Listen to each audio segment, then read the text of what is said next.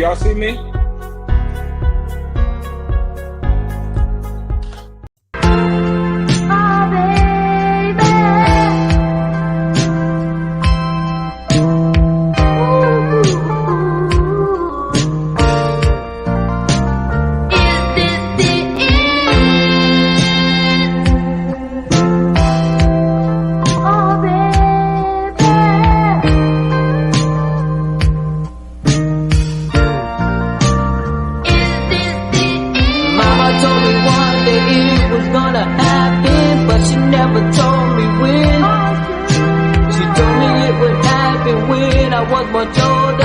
It would have happened then. Mama told me one day it was gonna happen, but she never told me when. She told me it would happen when I was much older. I wish it would have happened then. I wanna know, is this the end, girl?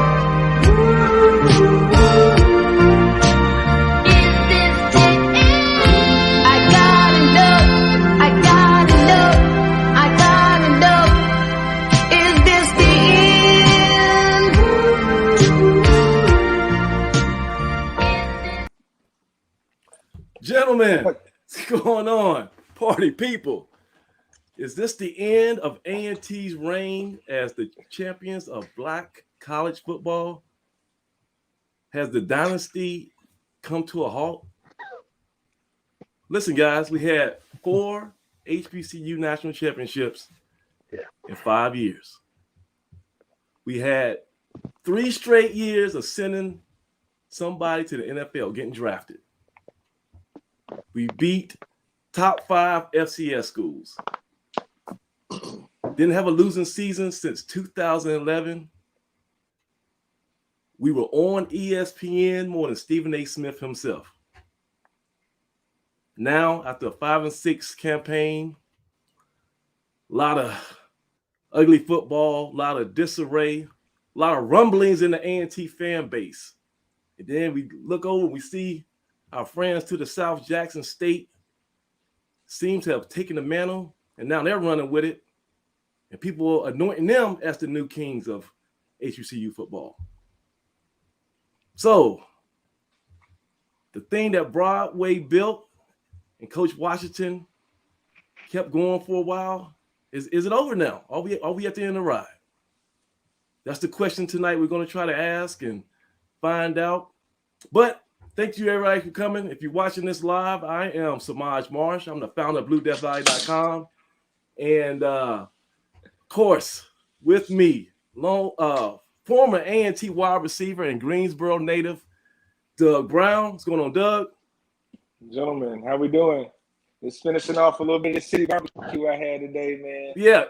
Spot, man. I see the cup. You got to explain that, right? Oh, and yeah, also, we definitely get into that.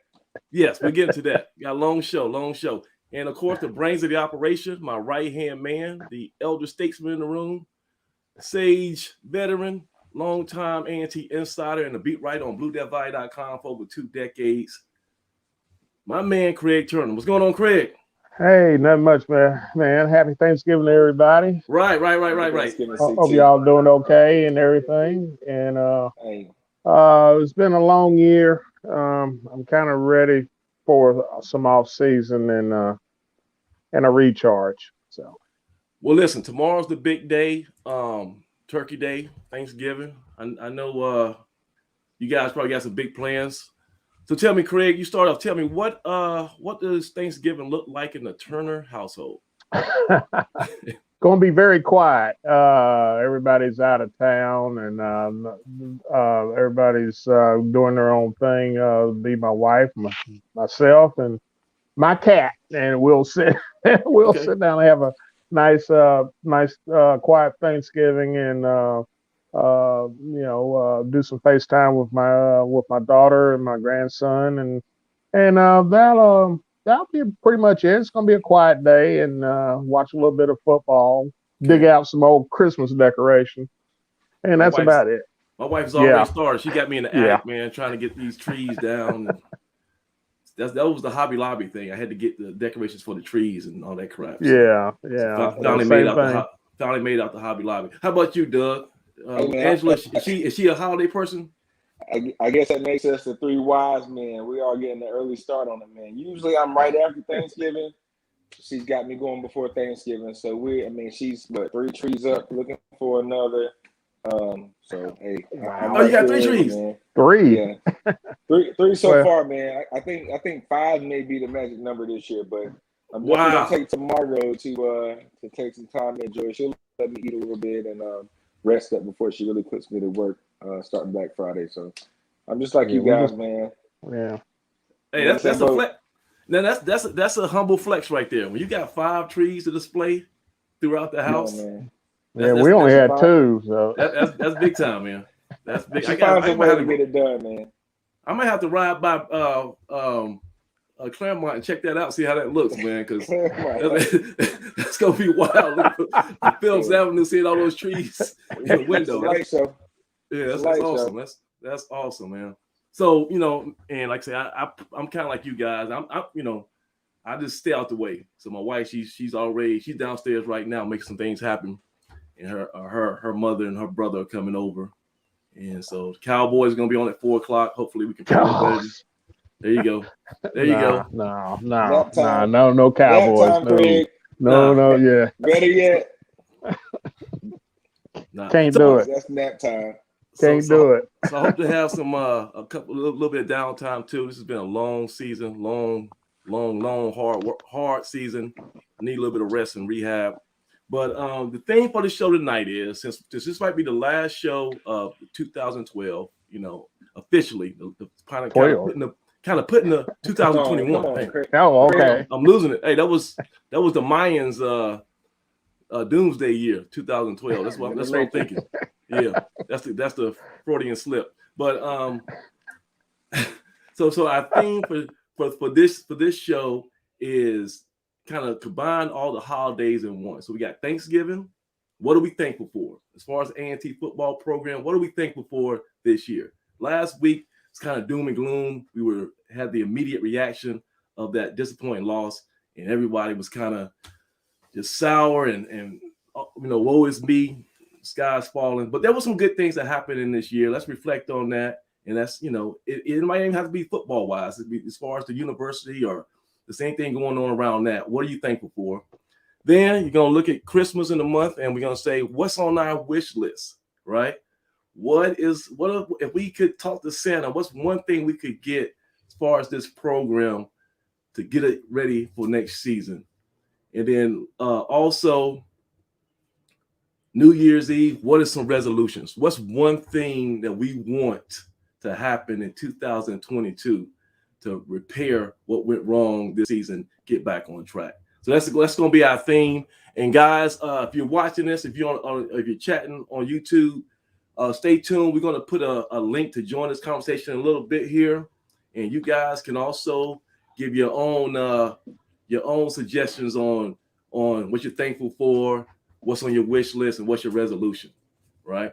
But let me just recap what's happened so far. Last week, of course, 27-35 loss to Gardner-Webb. It was a total collapse at the end, 28 points given up.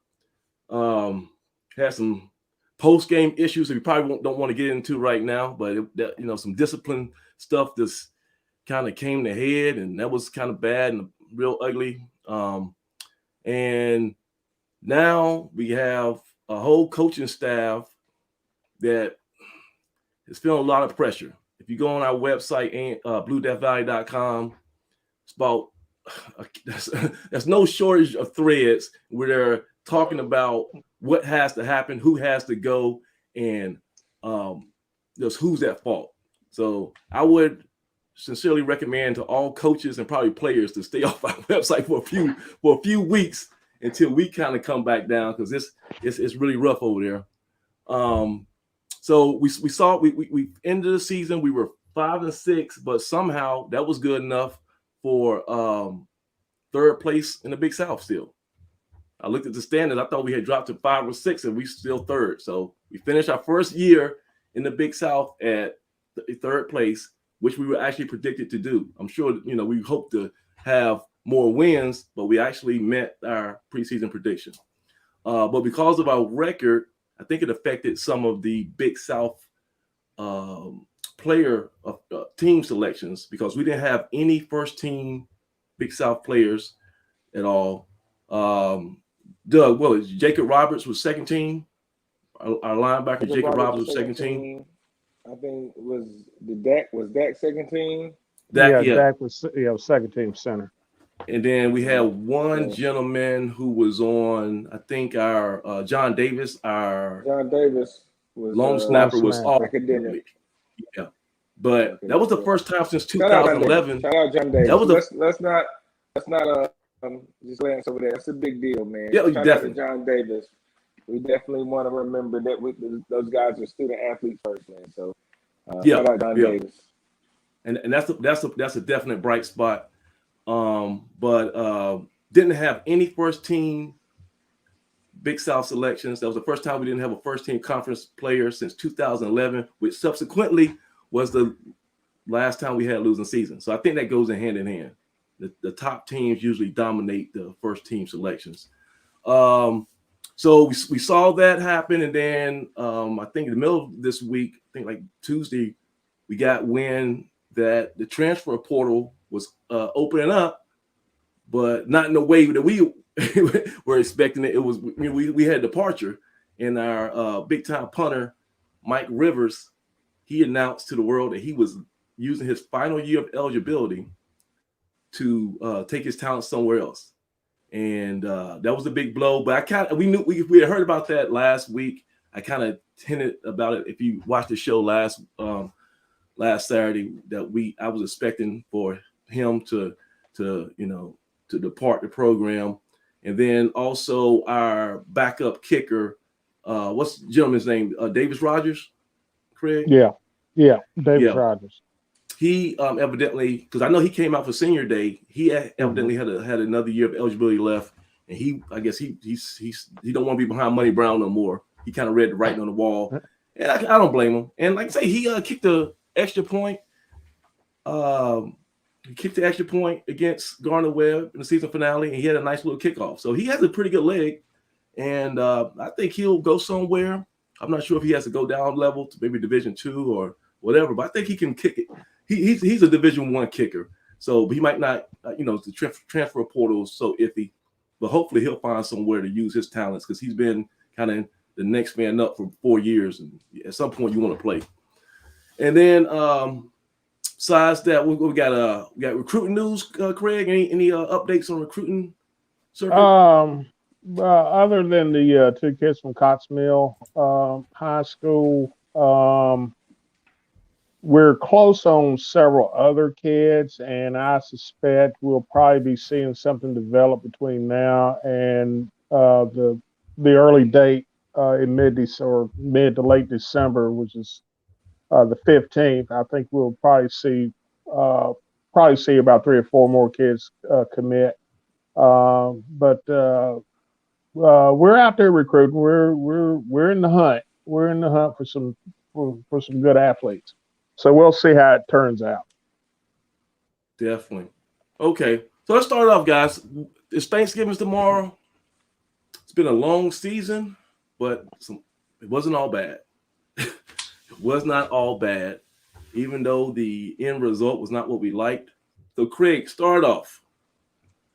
Give me some positive stuff. What are you thankful for in 2021?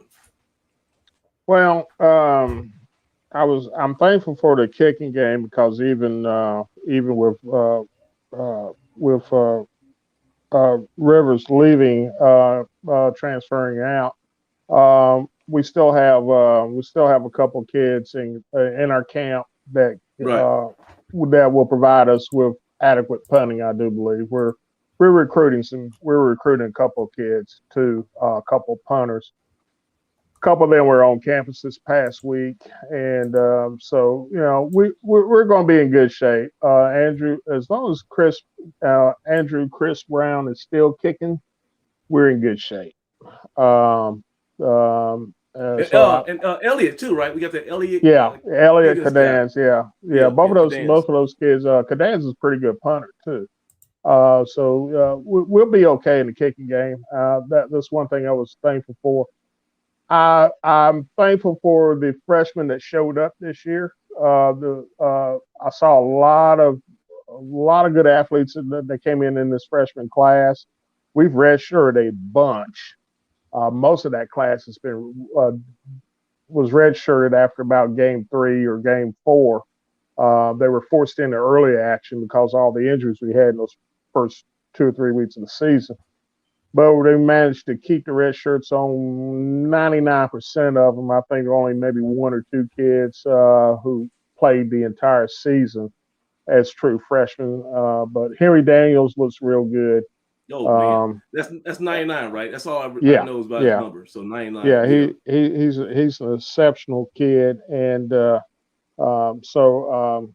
we're going to be looking at the list, looking at the redshirt list, and looking at the and who's going to be available next year with after their initial little touch of college football. We got some horses, but you don't know what's going to happen between now and then. On paper, right now, we're in pretty good shape we're in good shape at wide receiver, and fairly good shape at along the offensive line as far as numbers are concerned. So, I like the young kids. I prefer young kids. I'm not a big, I've never been real.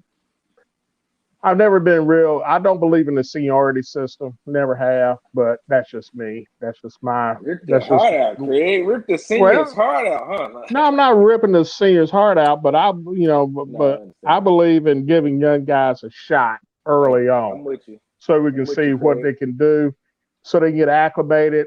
They can get toughened.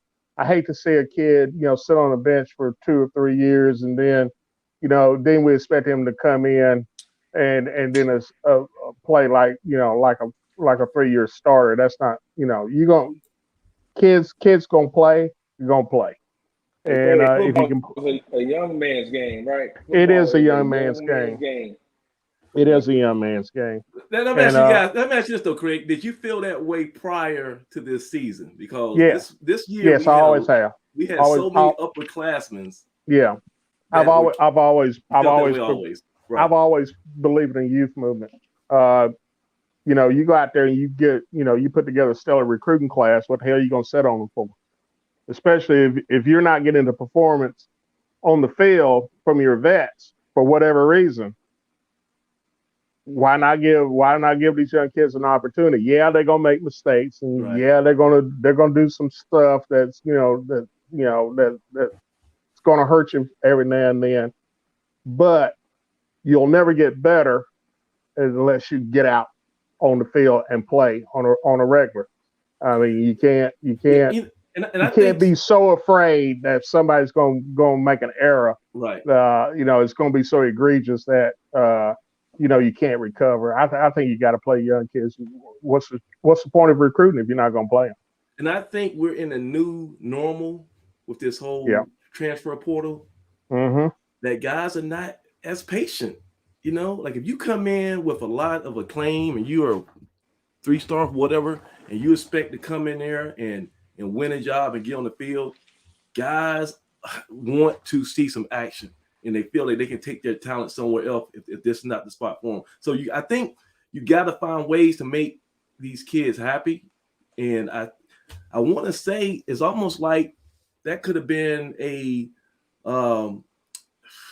Achilles heel for our coaching staff this year, because it seemed like they were playing so many guys just to, especially receiver, because we were like we talked about last week, this wave after wave of guys coming in with every dead ball. I think we did that just to make sure some of these egos didn't explode the wrong way.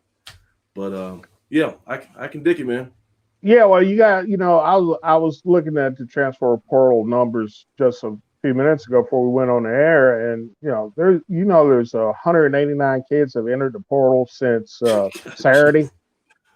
Okay, Yeah. So it's if you're gonna if you yes, there's I know you got to do player development for freshmen because very few of them are going to be ready to play. But when you do have them ready to play, you got to give them a shot. Right. That's it. Yeah. I mean, you got to, so the portal works both ways, gentlemen.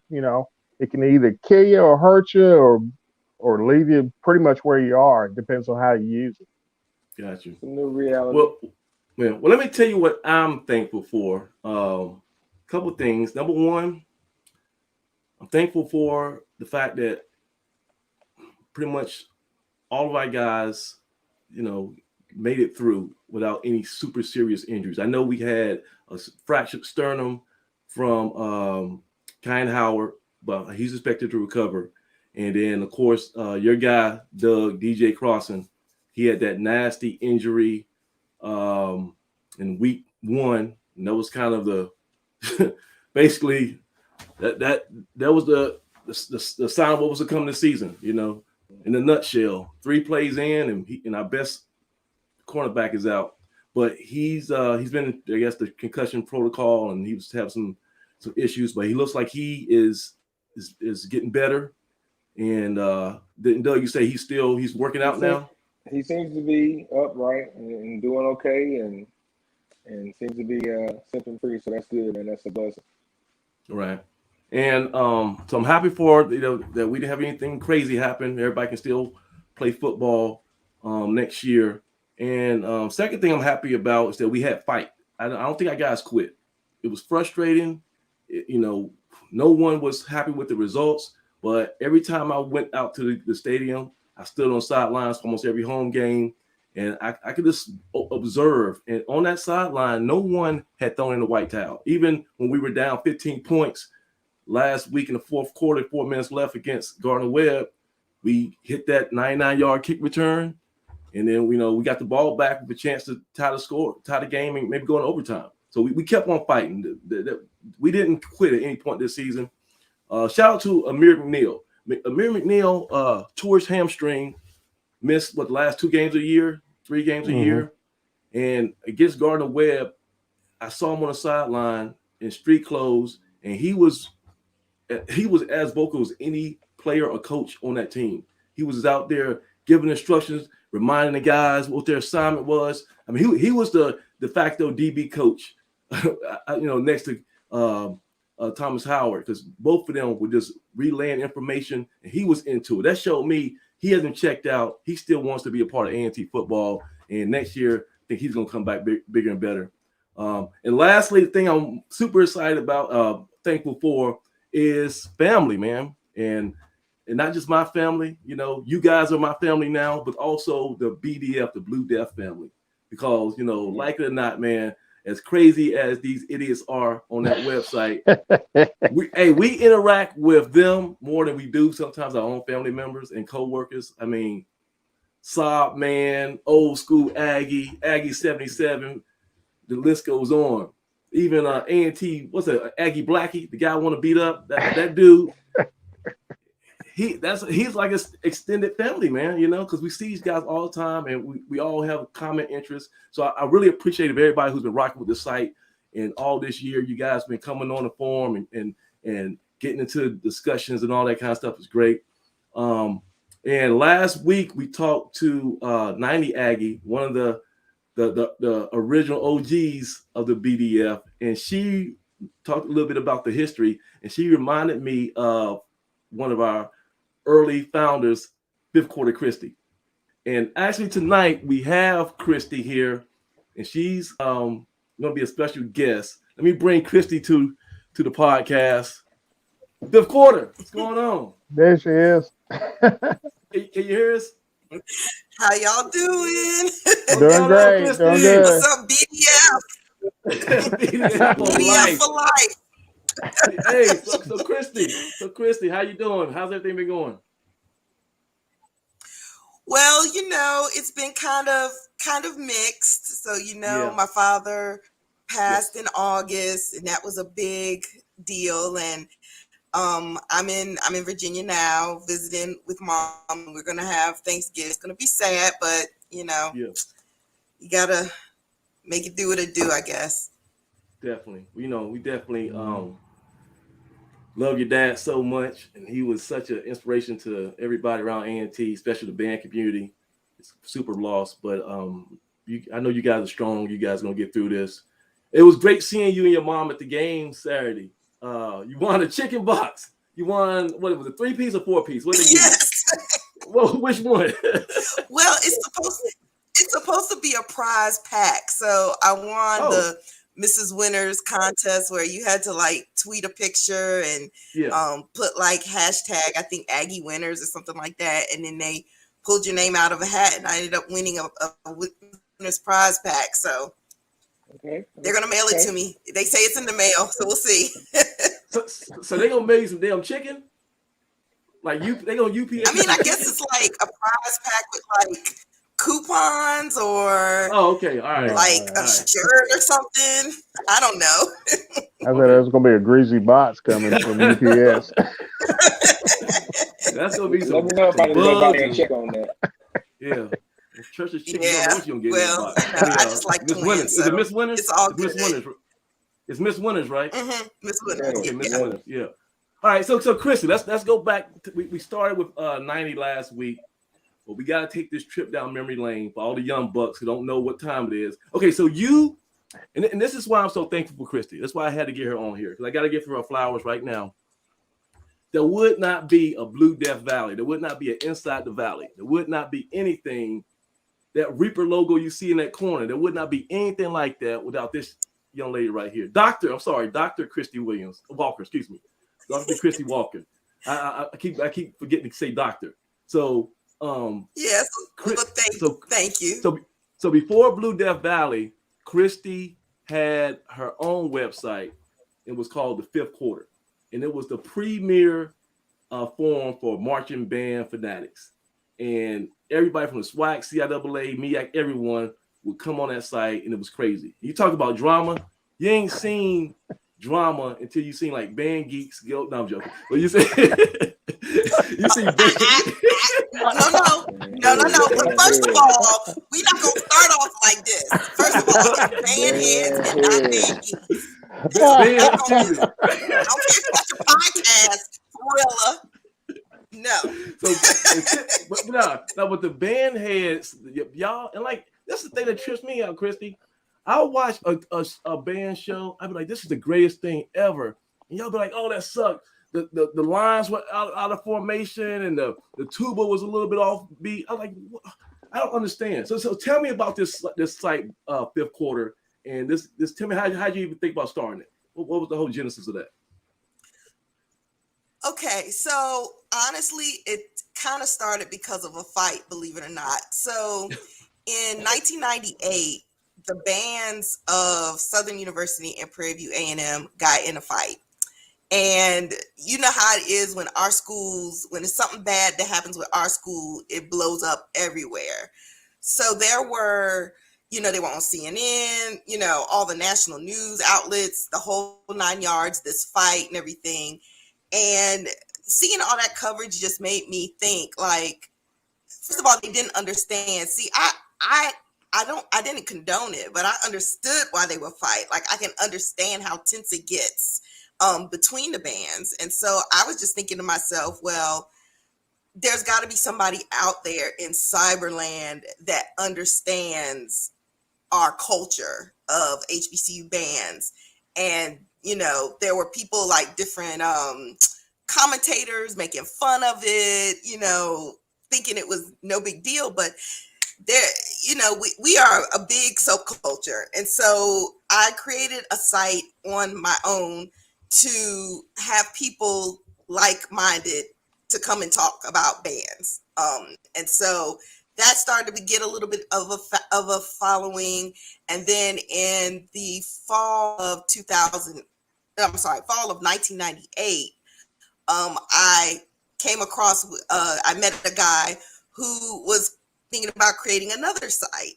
And so, long story short, we just decided to combine. And so on January 19th, 1999, the fifth quarter went live. And, you know, we stayed on for 20 whole years. We shut the site down on January 19th, 2019. So it was 20 years of, you know, following bands and band culture. And I mean, I have so many stories that I could share. I need to, you know, start writing them down and putting them in a book. But like everything from, you know, we were at the Drumline premiere and we got to interview the cast, and you know, it's just really been a family for 20 years. But you know, I can't. Yeah. Didn't you have a Dallas Austin on your podcast or something? Didn't you interview him? No, I didn't interview him on my podcast, but I will say that when the movie Drumline came out, 20th Century Fox flew us out to New York to interview the cast at the press junket. And so it was Orlando Jones and Nick Cannon and Zoe Saldana and Charles Stone, who was the director. Yeah. So we met them, and you know, when the movie came out, we went to the premiere, and you know, there's a bunch of people who were involved in the movie. Like, I can watch the movie and point out and say, hey, that's so and so, hey, that's so and so. We kind of had the inside scoop on Drumline because one of the assistant choreographers for the Dance Girls was, you know, sending us pictures, and so we would post pictures as they were filming it, and you know, that was a really fun time. And I can't believe that it's been almost 20 years because the movie came out in 2002, so we're almost at 20 years here. That's awesome. Hey, so when did you march? I marched for A&T, North Carolina A&T. So let me just put my spiel out there. So I'm a generation Blue and Gold Marching Machine member. My parents actually met in A&T's band. They were called the Marching Aggies back then in the 60s, in the mid 60s. Wow. And so, you know, I'm a product of that. My dad was trombone player. He was section leader. He was actually band president. My for a while when he was in undergrad, my mom played French horn. She was a music major. And so, you know, it's something that's been me since basically birth. And so I got to college in 93, and I marched 93 through 96. And then I was in symphonic band in the spring as well for those years. So it ended up being 4 years that I did my marching and my playing. So yes. Oh, and then I have to say this one other thing. So my parents actually were founding members of A&T's alumni band. They didn't do like the legwork, the founding, but they actually marched in A&T's alumni band for 40 consecutive years. So it was founded in 76. And so they marched from 76 to 2016 without skipping a year. And so there were several times when the three of us were in the alumni band together. So it was like mother, father, child. So that's a real cool thing I got to experience with them. And Doug, so Tiffany, when is there overlap? Was Tiffany in the band at the same time? Nope. Not then. She came after. She came after. I think I might have just missed her. Okay. So you know, awesome story. I did not know that. That is awesome. That's Aggie pride right there. I love that. Thank you. Yeah, yes, Aggie pride all the way. Yeah, that's what we use that term, A&T royalty, and definitely your family. I mean, hits that, you know, all out of the park. All three of y'all A&T royalty for your contributions to the school. And also, I want to say you personally, like I was saying in the beginning, there would be no Blue Death Valley without Christy Walker, because I remember I was in Houston, in my apartment in Houston, and I was talking to you on the phone for about 2 or 3 hours. And you know, I'm a smart guy, but I'm a slow learner, so it takes forever for me to like suck up information, right? And so you're like, damn it, Samaj, I done told you, go to GoDaddy, get this. And like you had to tell me like 18 different times. So I was like, yeah, what is that? Is it GoFather? No, GoDaddy.com, GoDaddy. So you had patience and you worked with me, and you told me from start to finish how to get a website online.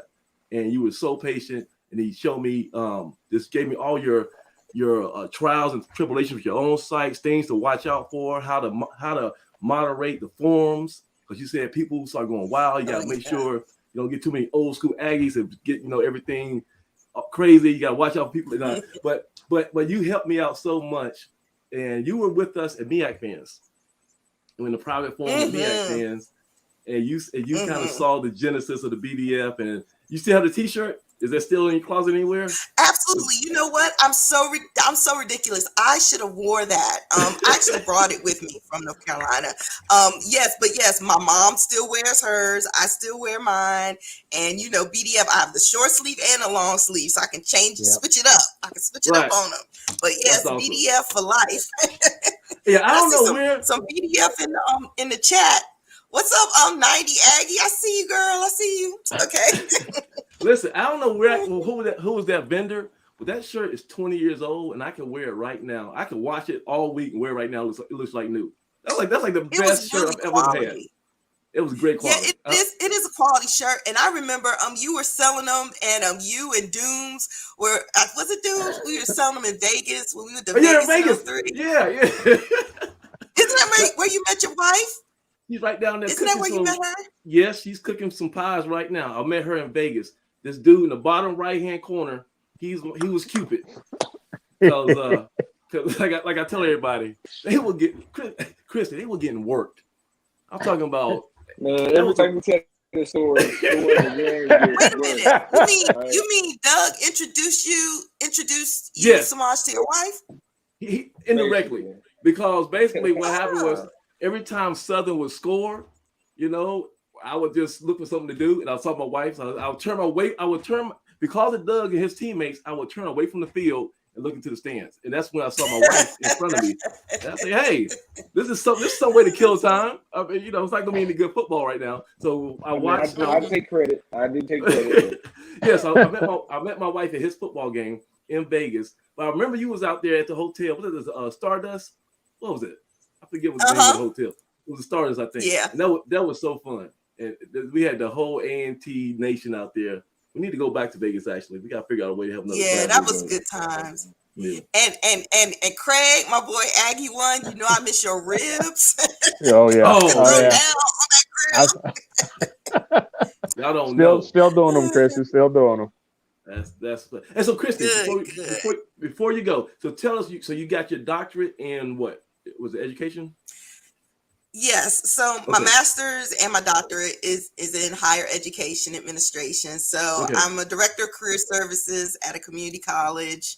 Been working in higher ed for 20 years. The thing that actually made me want to go into education partially was because of my website, because I liked working with college students. That period of life. That very transitional period of one's life. I knew I didn't want to do K through 12. I don't have the patience for little kids, but I really like working with young adults. And so doing the fifth quarter and having so many undergrad students, college students, and early graduates made me realize that I like to work with that group. So it kind of shaped my career.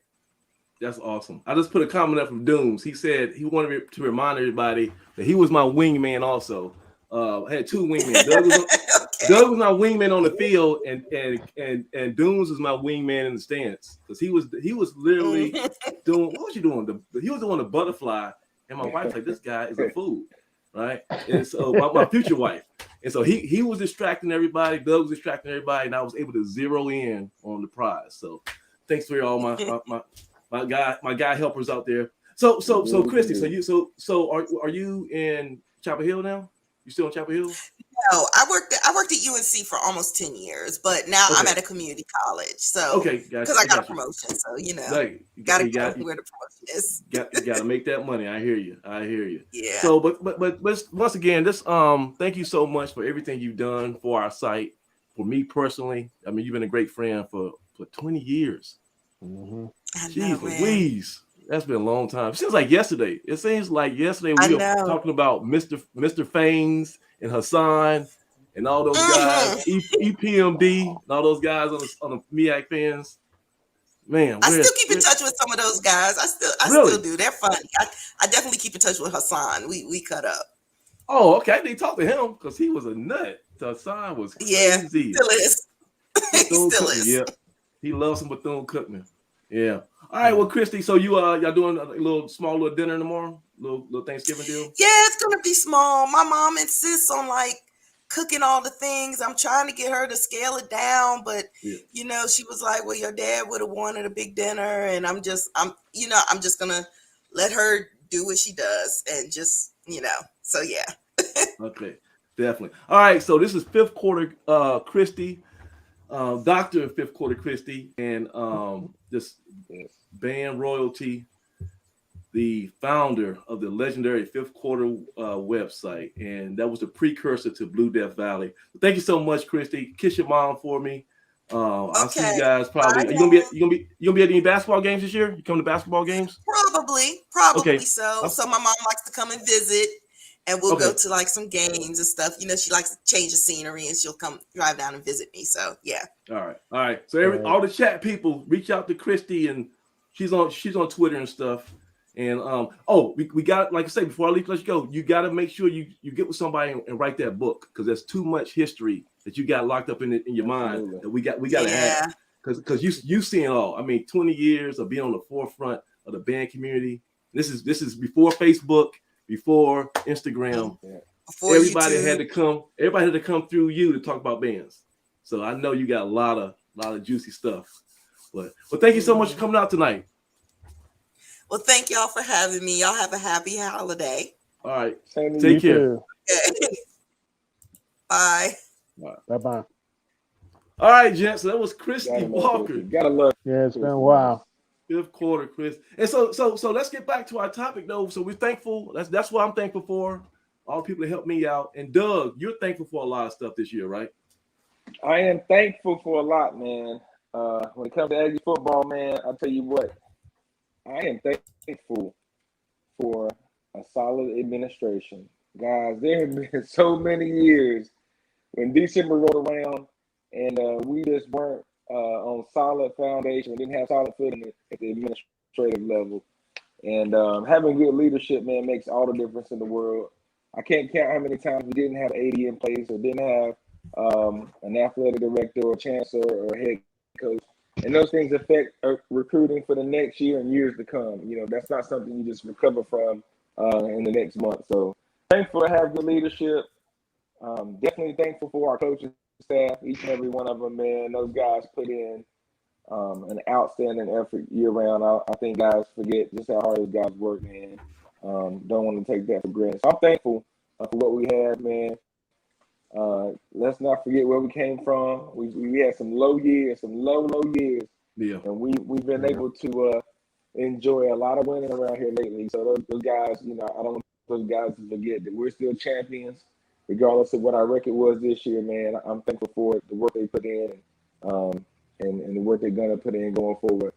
And lastly, man, I'm thankful for the kids that had to wear, not the star thriller, but the kids that have to wear the interlock at A&T, man. I got one. Hey, we can flex it if you want to. That looks so much better than the star that you talk about at times. Oh, the Cowboys, yeah. But the kids who actually wear the hat, man, and pull out equipment to go out there and risk it all so we can enjoy it on Saturdays, man, and scream and yell for them. The sacrifice those guys put in, man, you know, I really appreciate those guys, and I'm thankful for the show they put on. You know, the score wasn't always what we wanted this year, man, but those kids definitely put on the show, and I'm appreciative of that. And the relationships that we're able to build, man, I had a chance to feed the kids, man, and have a hand in feeding some of the guys that stayed back, along with some of the other athletes that stayed back or hadn't left yet for Thanksgiving. And I heard about that. Man, that was an awesome honor, man. We had a gentleman by the name of Gary Morrow from Durham, who has a company. And I hope we can get on and he can talk more about later on. But he did an awesome job kind of looking out for the kids. Actually, he's here now. Okay, Barry's here. I was hoping he could show up tonight. Yeah, so let me add him. Hey, so what's up, Chief? What's going on, fam? What's going on? What's up? How's everybody? Nah, man, it's a pleasure. So, hold on 1 second. Hold a second. There you go. mean, Barry, my guy Barry, man, we had a chance to meet today. You know, that's one thing about us Aggies, Yeah. man. Anytime we come across good people who have a good message, a good energy, man, we try to elevate that platform, man. Thanks for joining us tonight. Hey man, I appreciate you having me, man. It was a blessing, to be here tonight, man. It was nice to chop it up with, some fellow Aggies. It was, having, being able to talk to your pops, talk to you, and talk to the chaplain, man. Hey, I learned a lot today. I learned a lot of history, a lot of rich history. Hey, so let's go back here. So basically, this morning, this afternoon at lunch, Doug, you went over to a Moore Gymnasium. Yeah. Is that correct? Went over to Moore and participated in an event where we had a gentleman by the name of Marcus Ledbetter, and then we also had Mr. Merrill here who pulled something together with City Barbecue, and we were able to take care of some of the athletes and some of the student athletes, rather. Gotcha. So all this athletes that was stayed over for the holidays who were still in town, they the school fed them, and tell me your name again, sir. It's Barry Merrill. Barry Merrill. And so you kind of played a part in getting some of that established, right? You had a hand in helping people get some food out there, right? Yeah. So what we did was me and Marcus Ledbetter, which is an alum of A&T. Yeah. He's a part of my organization. He's my director of marketing, and I had came to him with an idea about giving back to feeding the families for Thanksgiving. Awesome. So my business that I have is called BEM Sports Entertainment LLC, and what we are is we are big advocates of HBCU colleges being able to want to build up the enrollment of HBCUs to try to re-educate our kids to let them know that there are universities out there you can go to and be a part of, and don't think that you can't go to college.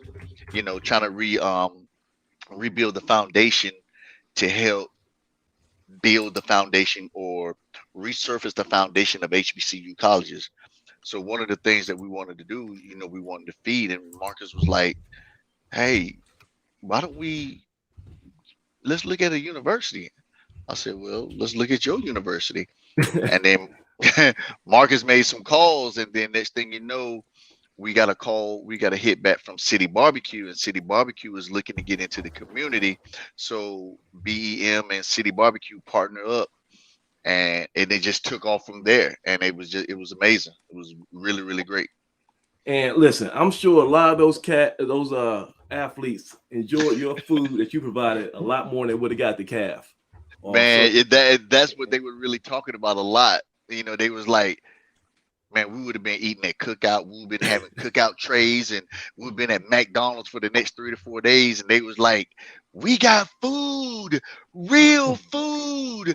I was like, and that right there made me feel very, very humble to know that I was able to give that to them for some of those kids that can't be back home with their parents for the holidays, and just for them to actually have a good meal instead of just eating processed food the whole time, man. So that meant a lot to me, but just to see their smile on their face was a blessing.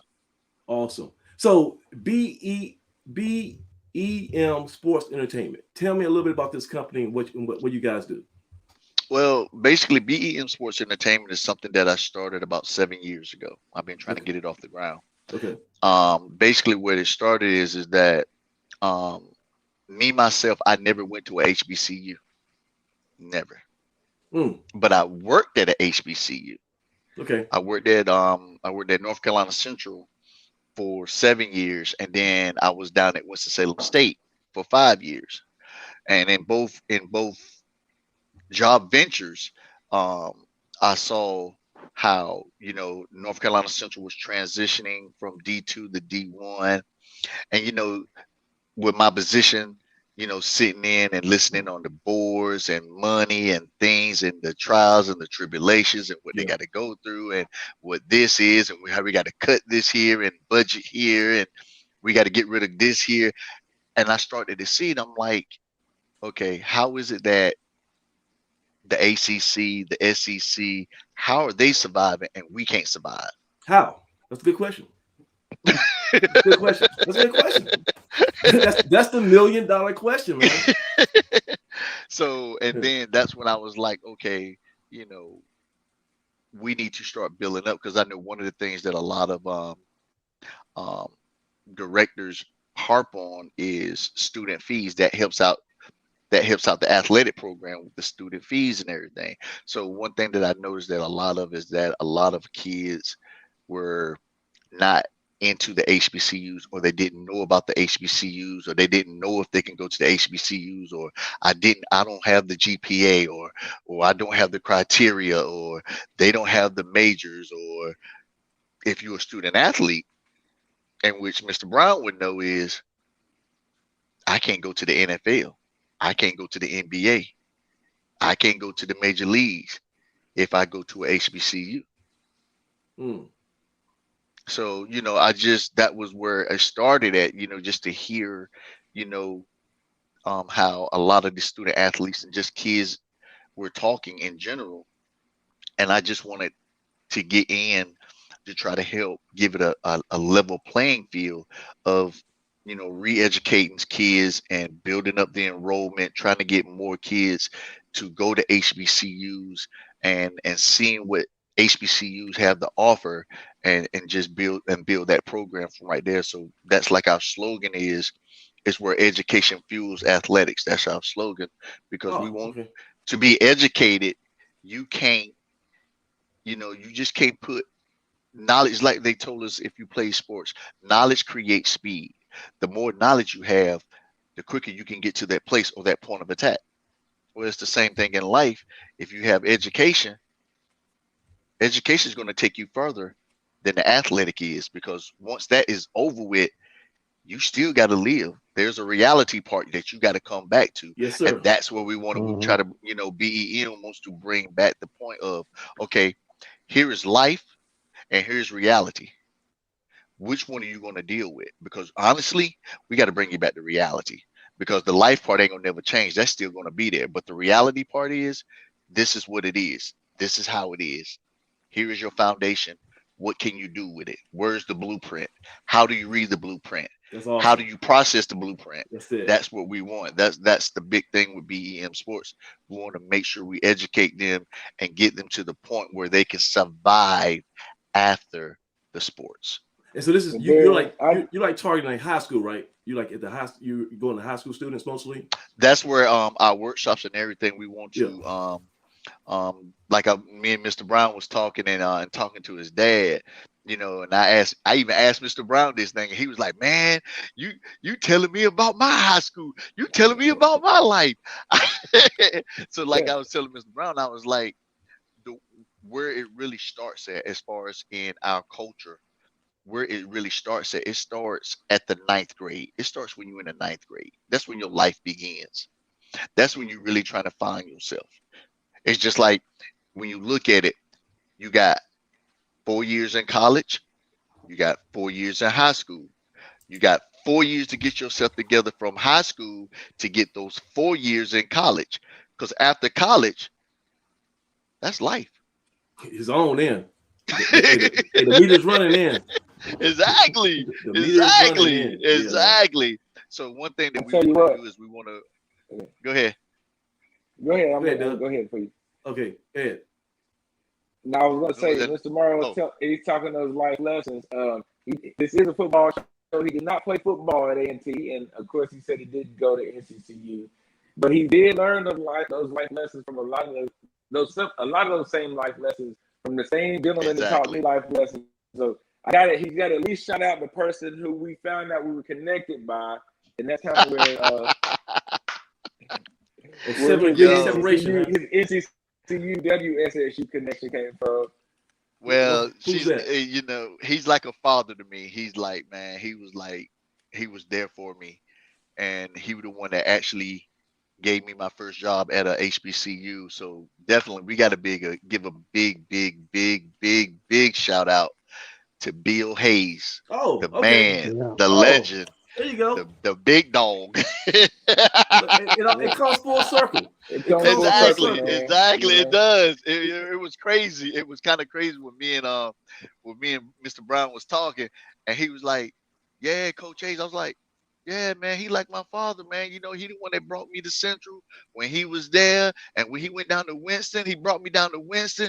He was like, man, for real." I was like, "Yo, hey, he called. I'm there, bro." That's awesome. and see, Doug, like I was saying earlier, man, it's like serendipity, man.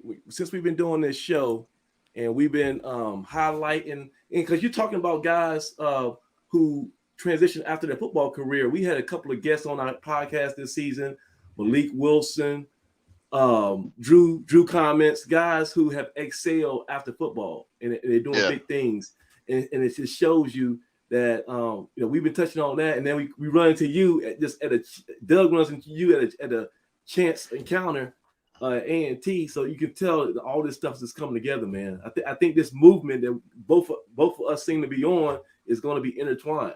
That's awesome. Hey, that's great, man. And that's the one thing. Sure. Say again, Mr. Brown. I said we definitely gonna have to keep you locked in for sure. Yeah. Oh, definitely, man. Hey, I'm gonna definitely be chiming in with y'all, man, and listening to your topics and everything, because, like I said, that's the point of is the education. Like me and Doug was saying today, like, we need to help a lot of these single mothers that having these men to help them raise them to be men. And that's the part that we have to be. It ain't about turning our back on them. Everybody always keeps saying how it takes a tribe. Well, okay, don't talk about it, be about it. Yep, be action. It's all about action, man. That's what we call like selling on wolf tickets. Yeah. Hey, that's all. Hey, so look, so BEM Sports Entertainment. You got a website. Tell me how people can connect with you. Definitely. At this point in time, with us being new and everything, I've been, like I said, just trying to put it together. But we have a Facebook page, and we are on Instagram. You can find us at BEM Sports Entertainment on Facebook and BEM Sports Entertainment on Instagram. And then I actually, we have our website is being put together right now as we speak. So that'll be coming out soon. Okay. And then we got a few things that's going to be coming up in the near future. As far as some workshops and things and a couple few things. So I would definitely like to have y'all there, man, and just be a part of it. All right, so this is what we're gonna do. So we're gonna get your information, we're gonna connect with you offline. But in the meantime, on our website, bluedeathvalley.com, we got a fan forum section. And gotcha. I want you to we got a board that's called business and networking. And I want anytime that you got an event going on, just sign up real quick. It's free and easy to sign up, and just give us an update on when you having something going on. Because are you basically in the Raleigh area? Is that your... I'm basically all over. Like all over. Okay.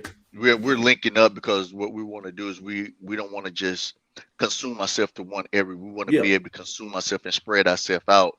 We want to be kind of like that spider web. We want to be able to touch every part of the situation in every school to try to get everybody more in to get more in depth, because like one of the biggest things that we want to make sure that a lot of people don't realize is that we have all these HBCUs out here like Miles College, Fisk, Xavier.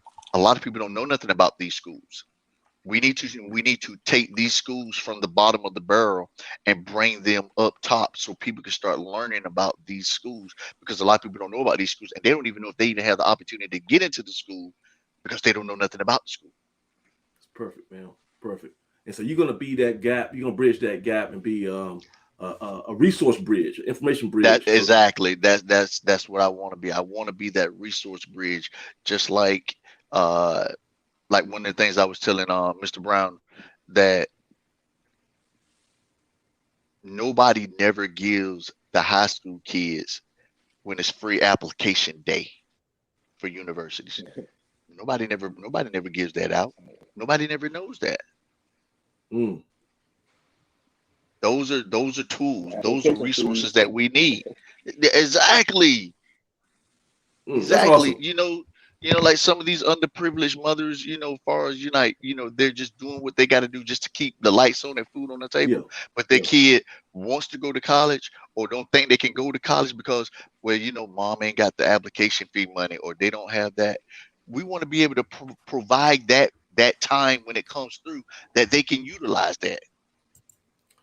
Hey, it's Lost Doug. He'll be back. But yeah, hey, man, definitely. So join our website and just definitely keep us abreast of everything that's going on, and we're gonna find ways to partner with you because I can tell you got the same mindset and you got the same kind of heart and vision that we got, and we're gonna be like Voltron. We're gonna link up and hey man, I'm all ready for it, man. I'm all ready for it. Let's get it going, man. Let's get it. All right, so who you got tomorrow in the NFL games, man? You picking Detroit or who's in the first game? Detroit and Chicago? No, I don't know who's in the first game. No. It's Detroit, Chicago. I got Chicago. Yeah, Chicago. Right. I got Chicago. Then this gonna determine how long. Because right now Detroit gonna play for that number 1 pick right now. Okay. This next question gonna determine how long you're gonna be on the podcast. So I'm a Cowboy fan. There you go. There it is. That's my answer. I already knew when the question was coming. My man. You get Doug back in here. Mr. Turner, why are you shaking your head? The Cowboys. No. I can't do it. I can't do it. Mr. Turner, you ain't one of them no name. You ain't that no name football team, is you? No.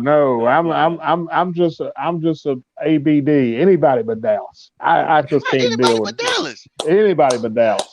Look now. Hey, your partner Doug is a bandwagoner. So he like the Yankees in baseball. He like New England Patriots in football. Probably like Real Madrid in soccer, whoever the top soccer programs. So basically, he basically like whoever's winning at the time. That's it. I'm repping my squad right now. It ain't no question about who I rep day in and day out. Yeah, for real. Good stuff, man. Good stuff. Yeah. All right, man. I'm with you on that. I'm joining the team. Yeah. Hey, I love it though. So, BEM Sports Entertainment is all around the area. It's not just in Raleigh, all around the state. It's gonna be nationwide pretty soon. We're gonna definitely link up, man. So thank you so much for coming out tonight, man. Yes, sharing man. that message. Thank you for having me, man. Hey, yeah, definitely. And thanks for feeding those kids, man. These athletes, you'd be surprised, man. Everybody thinks I'm very humble. I'm very humble for that, though. Definitely. But listen, everybody thinks that athletes got all this food lying around. They got these huge training tables and they got this snacks 24 hours a day. Hey, these guys be hungry, man. Especially on a weekend like this where everybody's gone. Yes. It hits them. It hits some people hard.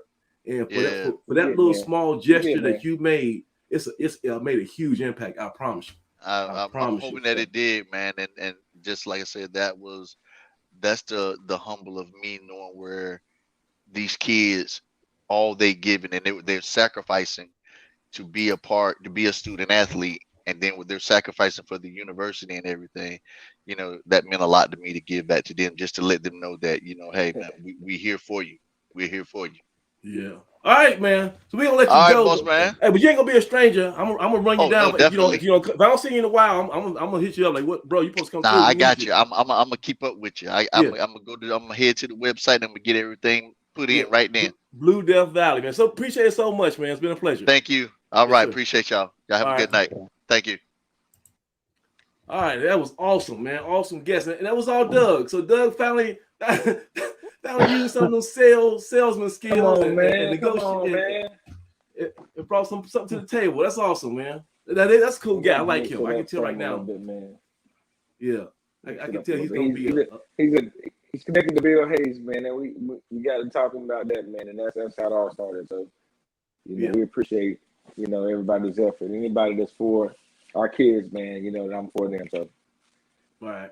And Roy talking about that black and yellow. Man, I'm gonna get that off there, man. That's craziness. Just tell him to stick with the Aggie stuff, man. For now, man. Don't tell him no. So look, guys, we're still live here. Been about an hour in. Let's talk some more Aggie football. That's what y'all came to hear. we got through what we're thankful for, but in a month, well, the day after tomorrow, y'all gentlemen are gonna be sitting in parking lot waiting for Walmart to open for those Black Friday sales.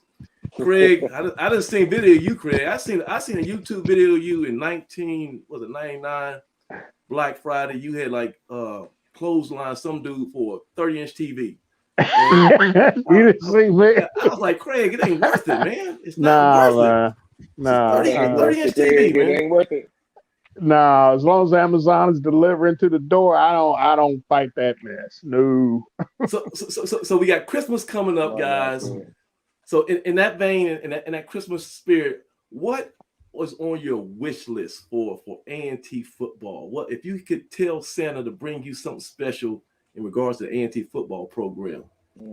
What is on your wish list? And guys, I just went to everybody watching this live on the chat. I just went to Blue Death Valley to the thread for this week's show, and I put the link in. So we want guests to start popping up here and join our discussion. If you got anything to say, go to that link in the fan forum, bluedeathvalley.com, and we'll try to get you in here.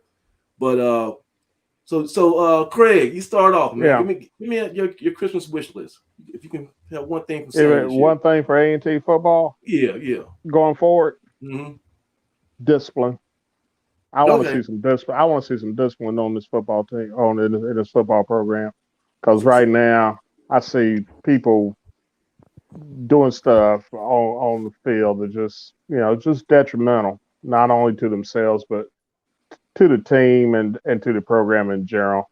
And it's not just the players. I think coaches are going to have to be disciplined as well, and they're going to have to. Everybody talks about leadership on the team, but leadership begins at the very top. And if you don't build, if the character is not built from those who lead the organization, and you can't expect it to trickle down to the kids. So we're going to have to tighten up the ship and just cut out a lot of the nonsense. All this partying and dancing on the sidelines. Now, what was your phrase last week? What was your phrase last week? Jack John. Jack John. That is a pet peeve of mine. Yeah. Going back to high school, if you did some mess, coaches, I came up in the era where coaches just didn't tolerate crap like that. If you did that, when I was in high school, if you did crap like that, you not only put on the bench, you'd be lucky if you get back by mid-season if you did some mess like that. It was never tolerated. So and I think once you may start making exceptions and try to let stuff slide and say, well, kids gonna be kids, it's just a green light. It's just a green light. Bad behavior begets bad behavior. You can cut it, or you can you can cut it any kind of way you want to. You can, but it's the bottom line, and it reflection of it was this last game. I mean, we're just doing dumb stuff, So that's the biggest thing. You're saying 12 for 144, whatever it was. That's 12 penalties for 144 yards, and you only had 168 yards in total offense. God, geez, Louis. We know, and I checked the stats. We were dead last in the Big South as far as penalties go. We were the most penalized team in the Big South. So that's a great introduction. I'm surprised, with the exception of maybe one or two teams out in the swag, we probably would have led the nation in penalties. You know what? I need to get Blue Hayes. We got a guy on our website called Blue Hayes who always posts the stats and where we are number-wise. I need to check with him because I'm sure we got to be I think it's a team down in the Southland Conference that led the nation. Yeah, I think they were pushing like 170 something yards. I bet we can go head to head with them though in a one game. Hey, we got that game lasts about 7 hours. We got a guest, man. He's a family man, so let's jump from here. So hold tight, Doug. You keep thinking about your Christmas wish list. But I'm gonna bring in somebody to the conversation who's is it say he's infamous? Is that the right word? Let me bring him in. My main man Dooms. What's up? Lord, no. Happy holidays. What's up, Gerald? Hey, what's going on? What's going on? Dude. I came represent with the original BDM. Oh, there it is. People don't know. That's what I'm talking about. My man. The $3.99 special. No, bro. We were selling up that boy about $19.99 plus shipping and handling. Hey, I'm talking about what it cost to make, not what we sold it for. My main man, the godfather of my son. You was in my wedding. You helped me meet my wife. You two guys on the bottom of the screen have such a big part of my happiness right now, man. Thank you. Hey, well, we did what we had to do, right, Doug? Hey. Still thank you to this day. So you can't stop love. Dudes, let me ask you a question. Hey, me and this gentleman right here, we met 1999 in a airport going to Pittsburgh, Pennsylvania, right? We were flying to, we both had a mutual friend, Rollo, who worked for AirTran, and he got us buddy passes to go see A&T play Youngstown State in 1999 second round 1AA playoff game. That's why I met this clown. He told me, he said, yo, man, I don't know if you know about this internet thing, but there's this website called MEAC Fans, and I'm on it, and these fools are crazy. You got to check it out. So I checked it out, and I knew who you were immediately. As soon as I was on there. As soon as you were on there. I was on there because all I did back then was smack. That's all I did, and I had no help. So Dooms, it was you versus FAMU, right? It was you versus FAMU, because so this is the golden era of HBCU football. So this is the year that FAMU, they were in the top 10 in the country. They got to the semifinal game against Youngstown State after we lost, and they were like one play away from going to the national championship. So they were good. Jackson State was good. They had two players drafted in the first round of the NFL draft that year, 1999. They had a wide receiver and a DB, both drafted in the first round. And then, we got 90. Hold on. Let me bring 90 in there. Damn, it's a reunion. 90. Hey, girl. Hey. 90. Oh, that's a white one. That's awesome. Man, I tell you. That's a great designer. What you doing after the show, girl? Hey, so let me tell my story. So and Southern was like they were real good, and FAMU beat them, and then Tennessee State, who we beat in the first round, was number 1 in the country. So we had like a whole bunch of black college teams who were like top 10 in the nation, and Tennessee State was actually number 1. We went to Tennessee State the next week. The first week we beat them, but then the next week went to Youngstown State, got mollywopped. But I met Dooms, and Dooms. So you was there since day one. And what? Tell everybody, tell the whole audience, did you or did you not want the Blue Death family to even be a thing? What was your take on it? I've been the impetus for almost every genius idea that you have had. Because you'll say, "Hey, I want to make us a crew," and I'll be like, "Man, don't do that." And as soon as I say don't do it, you do it. That's it. That's all I need. Craig, that's all I need. Start our own website. Man, don't do that. As soon as I say don't do it, you do it. I'm gonna slang some t-shirts. That's it. Man, don't nobody want to buy no janky t-shirts. As soon as I said don't do it, you got me over in Las Vegas slanging t-shirts. Yeah. We sold about 4 things. One more. We sold 4 t-shirts. One more.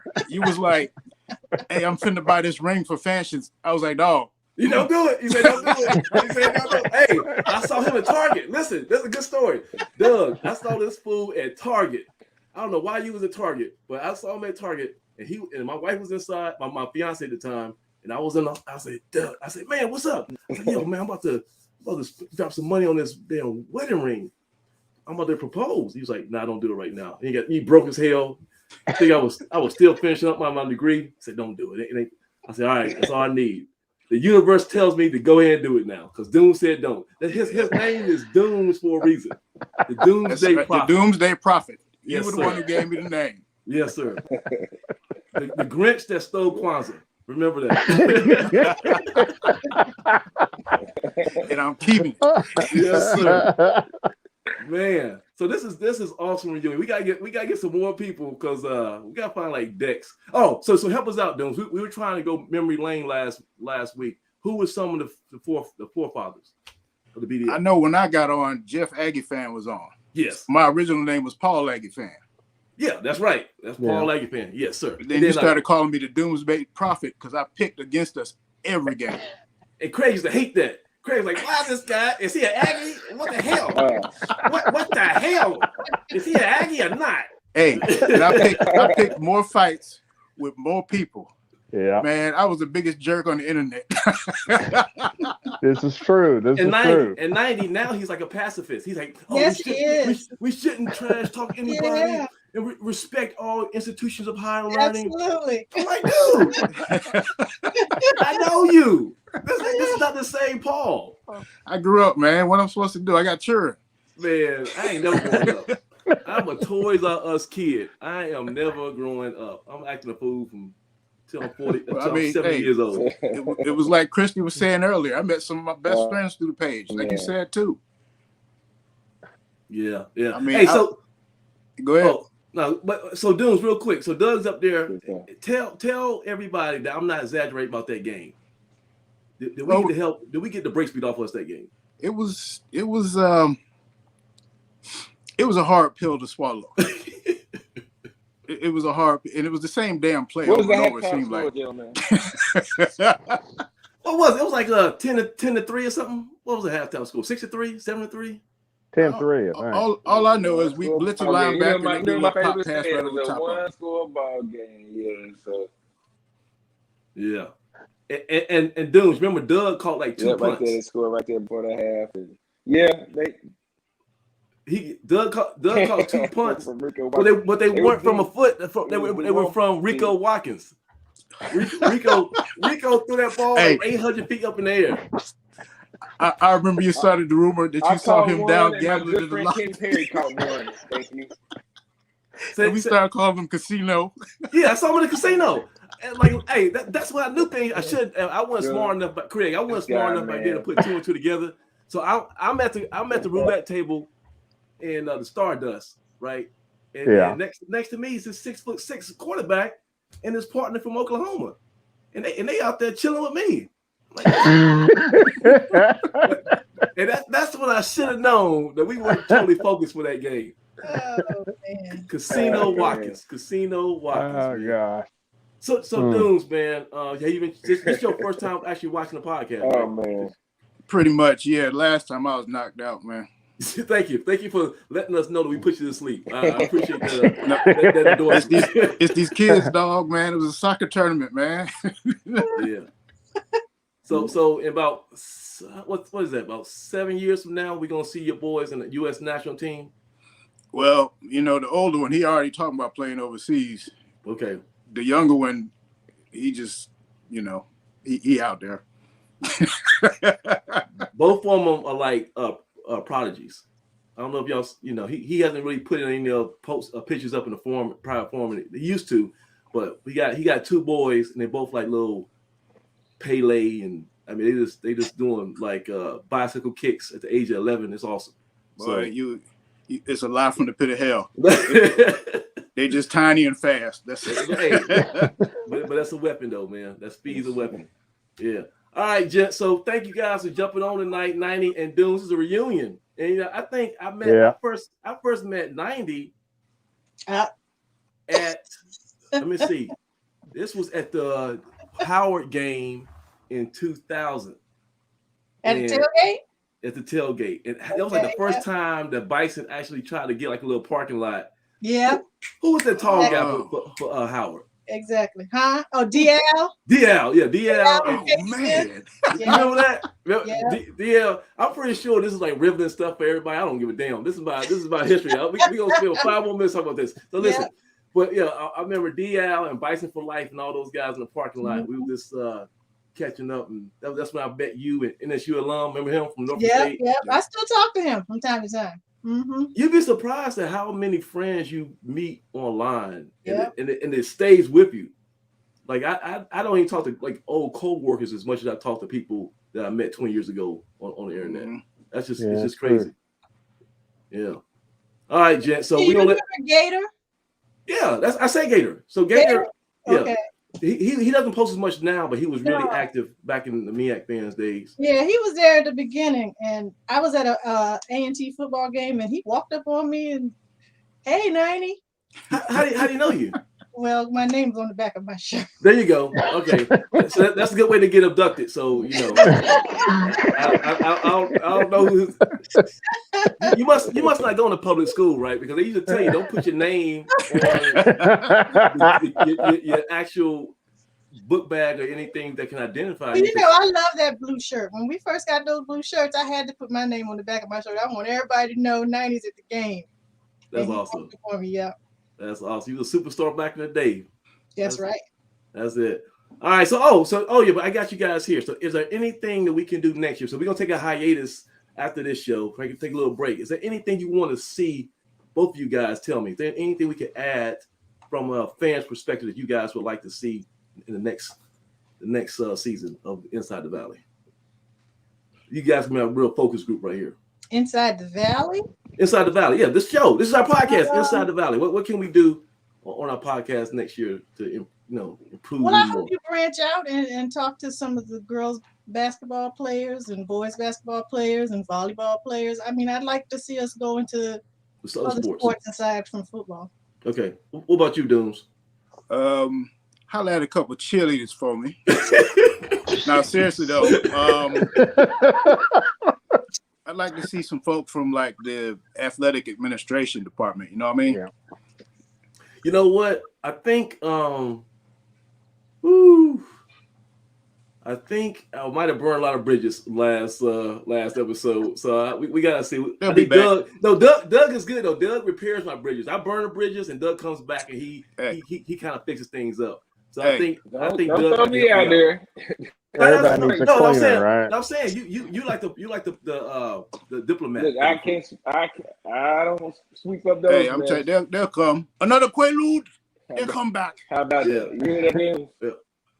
So, all right, gentlemen and ladies, thank you for coming out. We're gonna let some more people jump in here. But y'all, my main man Dooms and the first lady of the BDF, 90 Aggie, once again. All right.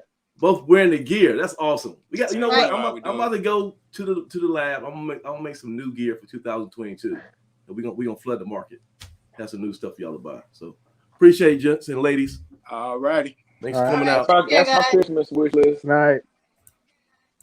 All right, that was cool. Had some legendary OG members of Blue Death Valley in the building.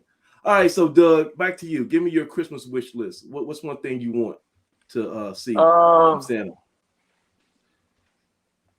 Oh man, I would love a new playing surface in Truist Stadium. Oh really? Okay, that's hey. No guy. The grass thread. Notice I said playing surface. I didn't say what grass. I didn't say just a new surface. I just want a new state-of-the-art surface to keep up with the times. And I'd like that surface to be named after one Coach Bill Hayes. I think it's time that we do something to honor him on that property. The man has done so much for our university. We wouldn't be where we are today. We wouldn't be who we are today without Coach Hayes. Time heals all wounds, and it's about time that we go ahead and do something to honor Coach Hayes. So I would love for us to get a new surface and name it after Coach Hayes. Aside from that, football-wise, I'd love to see us bring in some more big bodies. And I said we got to get bigger, faster, stronger. So I love this time of year. We all love the recruiting period. So whatever goodies we get to unpack from now until February, I hope that they're big, fast, and strong, and we can continue to load up and reload. So that's my Christmas wish list. Along with my Blue Death Valley shirt that I'm still waiting on. It's coming. For real. That's coming. I'll wait till 2020. That's one gift I know will be under one of my five trees, right?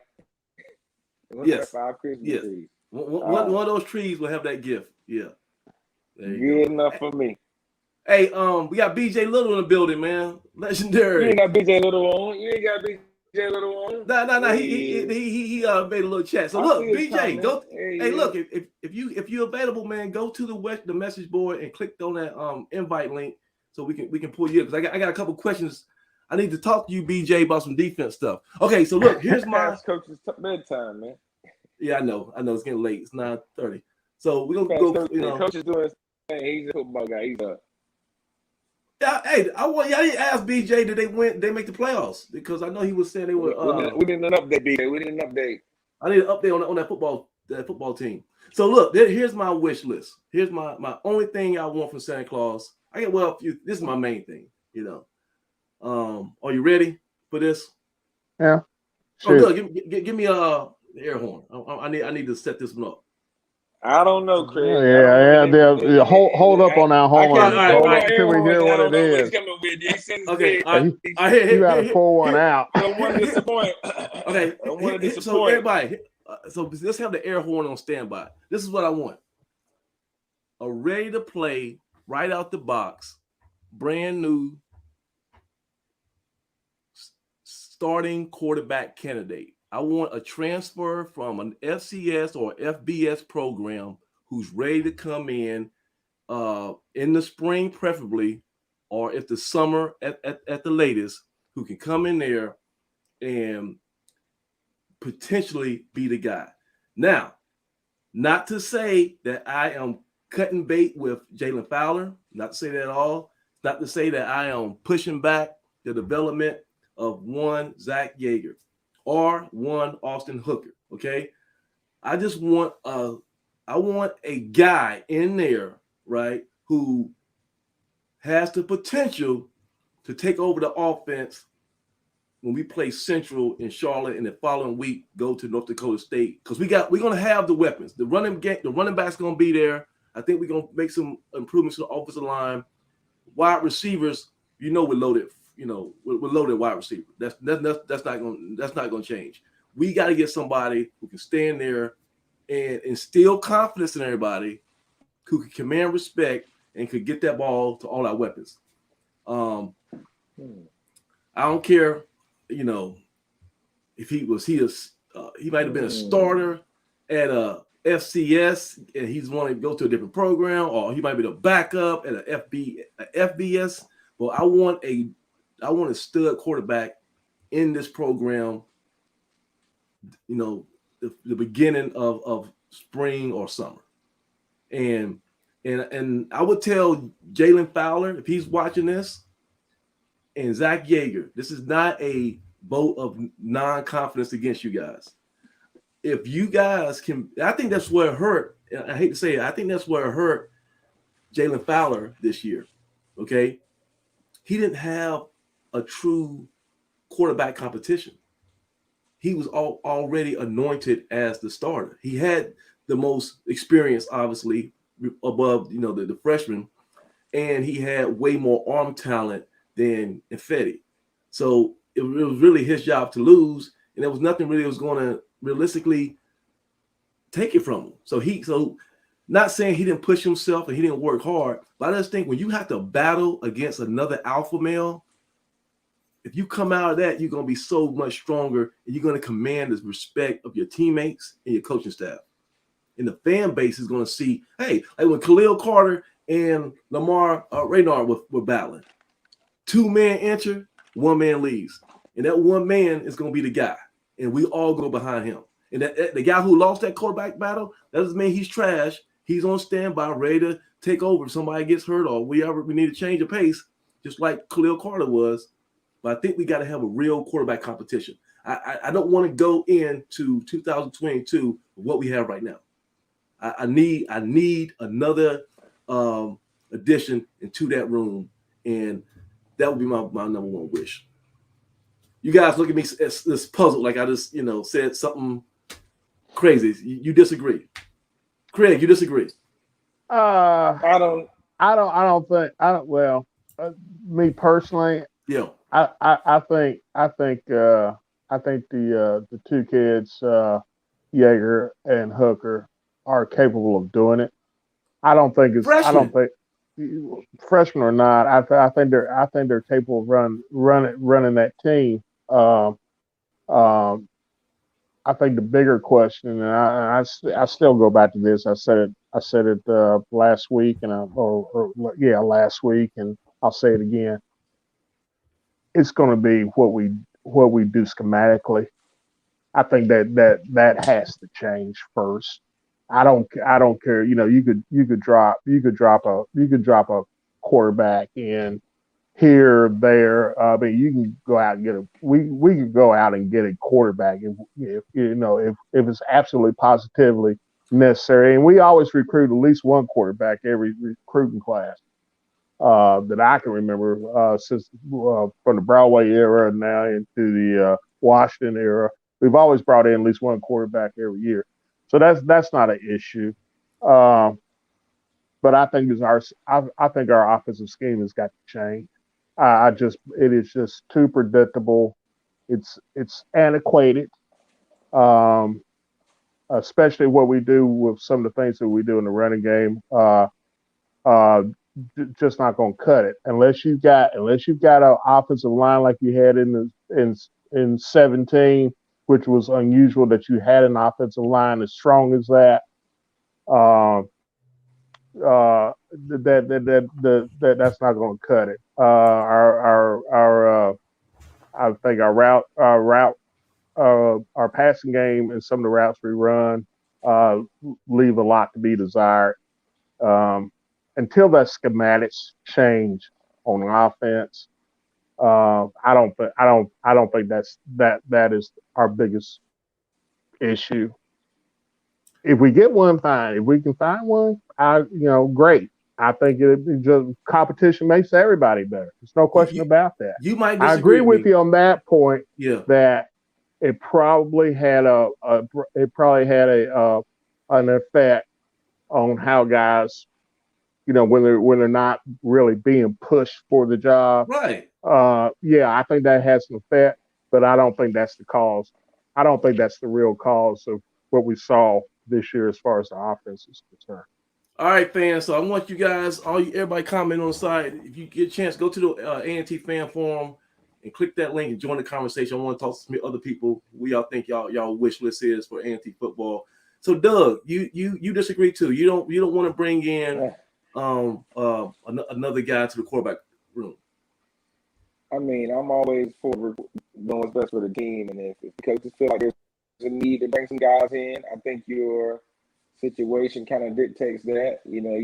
But we talked about the transfer portal. See something out there, somebody wants to come, or if you have some kids that make a different decision. But I think it's a fluid process. I'm sure you have one idea heading into the recruiting period, and things change quickly. So I think you keep the options open, but my face and my look of that you saw was I didn't think that warranted a horn.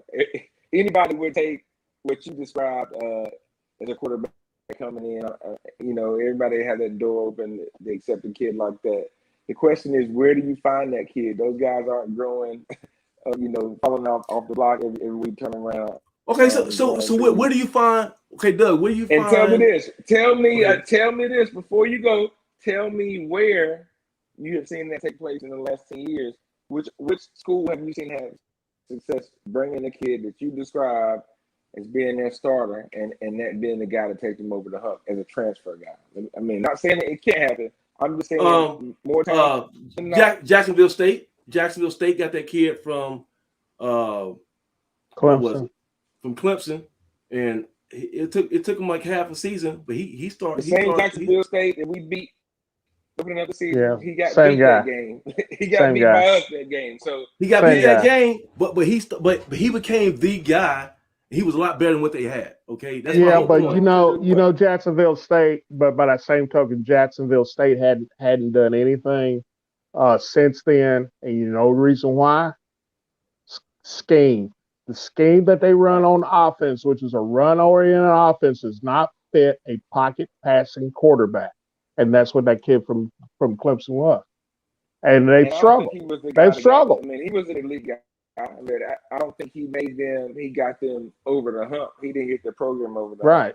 And I don't think that year they regressed.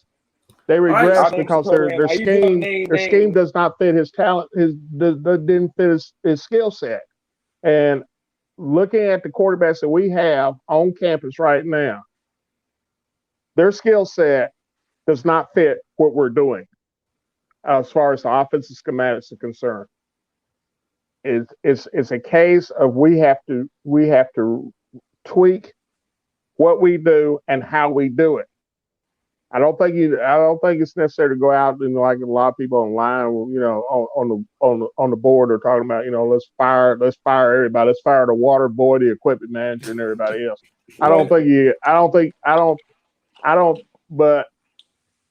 that's necessary at this point. But what we are going to have to do is change what we do and how we do it offensively. Now, whether you want to run RPO. Yeah, I've got some thoughts on that, but one that may not be everybody's cup of tea, because the type of offense I would run with the quarterbacks we've got is not the most exciting offense in the world. But I guarantee you, we would control the ball, not turn over, and we will put points up on the board. It wouldn't be pretty. It's not going to win any style points. But we've got some guys who if they're utilized properly, can be successful, can be very good quarterbacks. Let's take Kennesaw State for instance. Kennesaw State is not a pretty football team to watch. No. They run a very mundane, classic triple option offense. Outdated. And they run it. Yeah. But what they do is they have schemed it to where you don't know where it's going to hit at, even though you know they're going to run option. You don't know in what form it's going to take. Sometimes they run the up back. Sometimes they pitch it. A lot of times Shepard will keep it. He'll take the one step, drop, and throw deep right over the top of your head. Say what you want to about them. Those guys run a scheme. They got the player. They put players in a position to make plays, and that's what we're not doing on offense. All right. So, Doug, you tell me this. Let me get you this. You're a wide receiver. You got all these. You got a stable of wide receivers. Bowick, Burkhalter, Cook. All right. That's just the names I can think of. Jameson Warren. Yeah. Okay. Prestige. He's still there.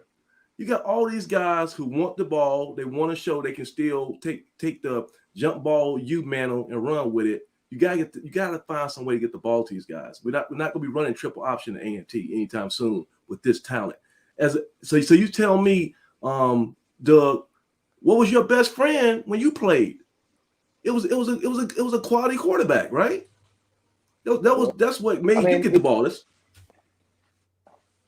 I mean, you got a point, but this conversation sounds a lot like some of the conversations we had in the early stages of Lamar Raynard and Khalil Carter's career. I mean, we looked for some answers there. Wasn't quite sure those guys had the mantle as a passer. And we stepped up and were able to make some adjustments and put them in the right position. And those guys grew as college football players. So I think, you may can argue that guys have had a chance to grow, but I still think you need some of that on-field experience. So you got to give some guys a chance to grow. I don't take this year for granted. We got some valuable playing experience. And as a receiver, you want to get the ball, man. You want to have the ball thrown your way, and we'll find ways to do that more effectively. But at times, you're right, it didn't look pretty at times, but this year I don't think was your typical year. All those guys you named at some point missed time, which means they had some injuries and they were banged up. And you don't make that an excuse, but a lot of those guys didn't see action just because we were rotating guys out. Those guys were banged up and had a little nagging injuries at times. So it's tough to get some continuity and get some rhythm going. We weren't able to sustain that kind of throughout the year, but we saw flashes of it. And so all you can hope for is to continue to improve as a unit. But I can name a few schools that brought some quarterbacks in where they had high expectations and kind of it was the same demand of, hey, let's go find a trigger man. And I, for one, where I'm always hoping we can find the next Steve McNair, not just for the sake of our school, but for I think black quarterbacks and black colleges who are able to be on the forefront and have great success help elevate not only their program but just black college football.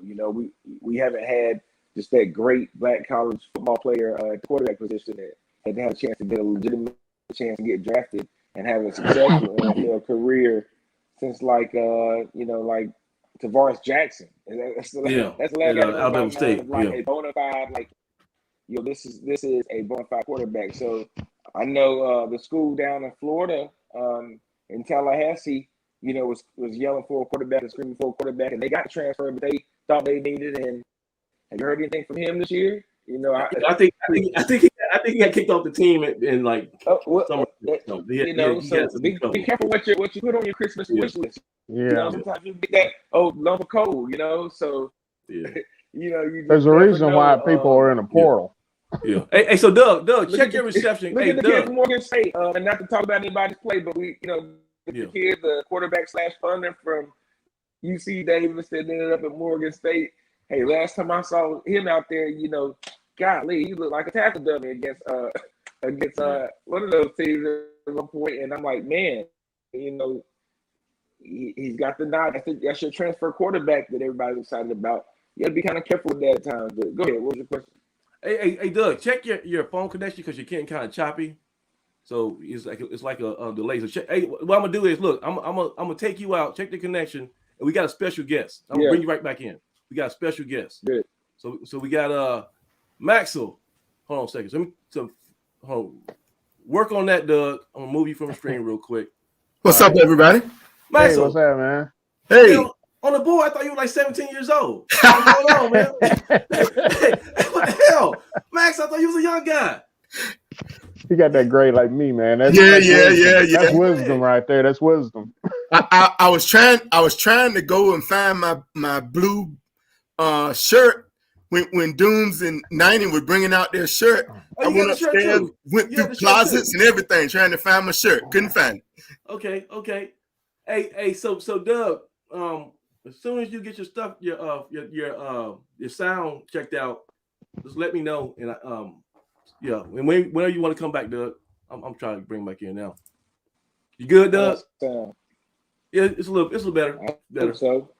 Yeah, right. Kind of got choppy. That Samsung. You got the next tail, bro. You gotta upgrade. Come on now. Gotta upgrade. Hey, so Maxwell, look. Did you think Maxwell's like 23 years old? He's always talking about hip hop music and stuff, and pretty girls and all that kind of stuff. I ain't joking. I am 20. He is, isn't he? Yeah. That's awesome. Hey, so Max, tell us this, man. What is your Christmas wish list for A&T football? What you want to have? An offensive mind.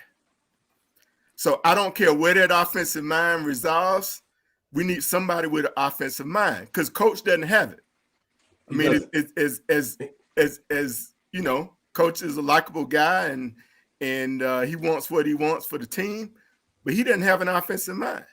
So we need to find one from somewhere. And I don't know if it's somebody new, or I don't know if it's I don't know if there was some inklings about Coach Gibbs was it. I don't know. But if we don't find one, we won't survive in the Big South. I'm from my understanding, Gibbs is more kind of like the associate head coach, okay? Because he's listed as running back coach, but I'm not sure how much he rolls up his sleeves and get into the game plan offense. I talked to Coach Washington at the press conference, and I asked him, you're a defensive guy. Do you defer a lot to Barnett? He said yes. He said they have meetings, of course, and he gives him his input. But I think he lets his coaches coach because that's what Washington did for him. Washington will let the coaches coach, and if you want to get the job done, you on the next thing moving in the offseason.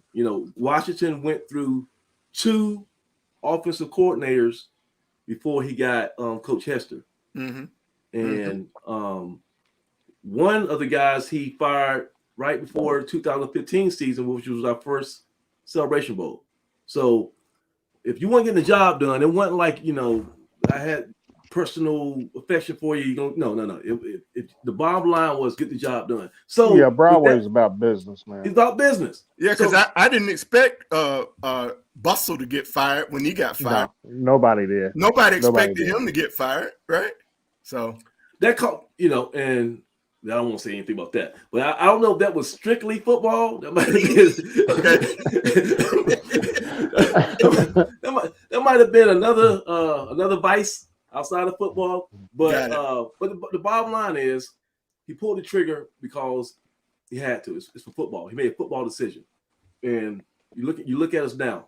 We got 4 championship banners that he either got himself or he facilitated after he left. So, do you think that Coach Washington would make that change? Do you think you say you want an offensive mind to come in outside of Coach Washington? Do you have confidence that will happen? Max, I'm asking you. Yeah. Oh. I mean, Coach. On the rating on the site, my confidence level was at a 3. At a 3. My confidence level was at a 3, and I don't see it. I think it's a possibility, but remember, Coach Washington can't even give up the co-defensive coordinator in order to be the head coach, right? I think he has. Let Cord do it. He still has to, be in there a little bit.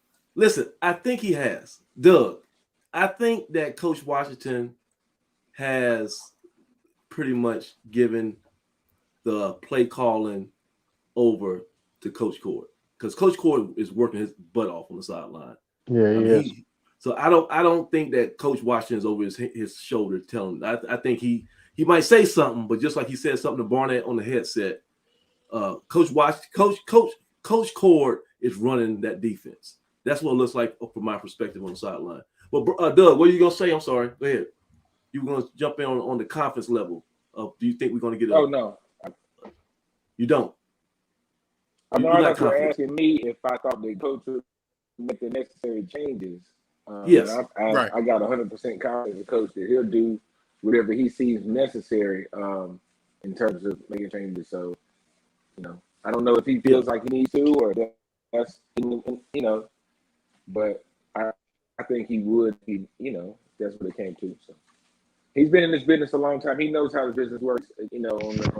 On the NFL level as well as the college level. So he's been there. All right, hold on, Max. Let me bring in somebody else to the conversation.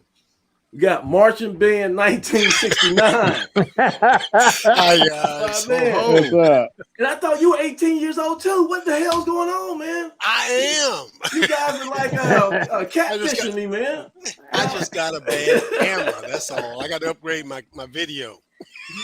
Oh man, got the ice hockey table in the background. Yeah, my grandson came over earlier today, and we played a little air hockey.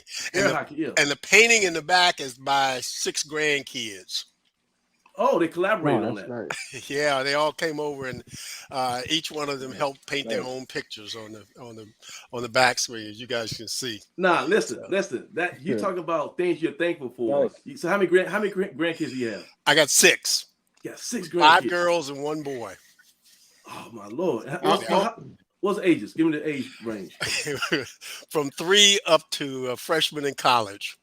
My Lord, that's awesome. Yeah. That's awesome. Yeah. Hey, 69, I got 7. Hey, one of me. 6 is all I can squeeze out of these guys, man. That's it. I had 2 boys. And they had 3 kids apiece, and that was it. So, yeah. So, Doug probably, I don't know. You guys were talking about connections and stuff. Yeah. Doug's mom and I went to school together. Oh, really? Okay. Yeah, she was at A&T when I was there. So. Oh yeah. Yeah. So did you see Christy earlier? Were you online? Yeah, I saw Christy early, and I tried to click in, but for some reason or other, I was on the other site, and it was giving my wrong name. But yeah, I remember Christy. Her mom Zenobia and I came in as freshmen together. We both were French horn music majors, and Chauncey was there also. Okay, give me a quick Chauncey story, because people don't understand how impactful and legendary this guy was, man. Look, Chauncey was the leader of the band. Chauncey was the guy that sat up on the right corner on the first line, and what he did, everybody followed. He was the backbone of the band. We always had one drum major back in those days, but everybody paid attention. Chauncey was the man. Let me just say that, and he was all during the time he was the alumni band. When he formed up, everybody got in line. So that's awesome. Yeah, we're gonna miss him. He was. What I found very interesting is he was as much a supporter of athletics as he was the band. He was a big supporter of the basketball team, and I would run into them all the time, and they would be talking about different players and stuff. And the season had started; they knew more background information on the players than most of the people who were big athletic followers. So, well, see, him and Zenobia, they were active on the site more than Christy was, because at the time, Christy started getting her master's and her doctorate. She got too busy. She couldn't hang around us idiots, so she had to phase out and get serious about life. And her mom and dad took over, and they were on the site, and they were all there. You know, a lot of times they were lurking, but there was something crazy. If somebody says something, they'll make a comment. So it was kind of interesting. I'm a big supporter of the band. I've got an endowed scholarship for band students. But when I went to A&T, there were 12 music majors that came in as freshmen. 11 of them were gifted. I wasn't in that group. I just happened to be there because my high school band director was an A&T graduate, and he helped me get a scholarship. I had no business going to A&T major in music. In fact, that was the only place that I got accepted. So it was. So listen now. So you still do the newsletter? I still do the newsletter when I can get enough support. I try to at least cover some band news, some student bio and stuff like that. And it's hard. I have to laugh at you guys because you guys aren't getting much information out of Dr. Ruff. I get even less. Okay. All right. So look, we're gonna talk about A&T football, right? But okay. I want you to give me a quick recap of the 2021 band season. What were the highs? What were the things did you think they were just awesome, or did they have room for improvement? Tell me what happened. I know they're always. Let me just tell you guys, and I'll just tell you. You don't realize. I said if any athletic program had a leader like Dr. Ruff, two things would happen. Number one, we would be number one in whatever conference we were in. That's number one. Right. And number two, the NCAA would put us on probation because Dr. Ruff works those kids to death. I mean, he really does. He is a perfectionist. He refuses to do second-rate stuff. So as far as the band is concerned, they always show up ready. There is, Craig talks about discipline. Man, the band is pure discipline. They practice everything. I mean, they don't go to the bathroom and take a bathroom break without rehearsing it. I mean, so he's just a perfectionist like that. And so I will tell you from when they showed up in Houston all the way up to the last performance, they were spot on. And I'm sorry. I never find anything wrong with them. I mean, they may get beat by some larger band as far as having more members and stuff like Bethune-Cookman and stuff, but they'll never get outperformed. Okay, what was better, the Houston performance or Homecoming? That's point. You got to tell me. You got to pick one. What was your favorite? Houston was much better. And let me just say this. let me go. The one where they did the verses. Eric, that was fabulous. I mean, Yeah. I had to come. Let me tell you, I always have to come home and wait for the YouTube video to come out so I can find out what are the name of the songs that they're playing all the way through there. Because I'm not into a lot of hip hop stuff. You gotta call Maxwell. Maxwell knows all the hip hop stuff. Oh, geez. Look, I see all that gray hair on his chin. I ain't calling him for nothing. He got a 102 Jams on his sticker on his car. Yeah, right. Yeah, okay. But they did. I thought the Houston performance was just outstanding. And is that online? Oh yeah, it's out there. Yeah. By the way, I've said this a few times as we've been going through online. Some kind of way, the A&T athletic department and the A&T and the university needs to hook in to the Blue and Gold Marching Machine media team. Oh, I know. Those guys do a fabulous job, and I don't know if they get paid to do it or if they're just volunteers. In fact, I tried to do an article on them during the season, and the guy they were too busy to take the time with me. But those guys do a bang up job, and people everywhere. I mean, all around the world. And sometimes I see some of the comments, and I think, what language is that they're speaking? I mean, because they're writing in Arabic or something, and but it's a world-class university, world-class band, and the internet, they probably touch anyway. And music is a universal language anyway. Yeah. Hey, Doug, why don't you text Tiffany? Where's she at? Tiffany needs to jump on this conversation. Tiffany's married now. She ain't hanging out like she used to hang out. She can take 5 minutes off those clowns. She climbed down off the ladder to give me a hug for like 2 minutes. Really? Man, she's working. Yeah. Well, I will tell you guys. She climbed down off the ladder and hugged me, and that was it. Yeah. I'm really pleased that you guys at least pay attention to the band because, some athletic sites, we don't get much respect. But we're part of the package, I believe. We're part of the game day experience. And I got a lot of kids that show up that come to A&T for the games and stuff who want to sit down next to the band. I mean, that's to a lot of these young kids, high school kids, that experience is different. And plus the fact that a lot of these kids in the schools there, I just sat and watched the Charlotte Thanksgiving night parade. And I was looking at some of the high school bands and I was just shaking my head. I was thinking, boy, they need to come to Greensboro. They need to see a marching band. So, hey, 69, you know who has a really good band? Let me tell you a story. Hold up. I gotta tell you a story real quick. Go ahead, Doug. Doug, you're on like an 18-second delay. Go ahead, Doug. I gotta tell you a story real quick. Go ahead. Hey, as long as I'm in time.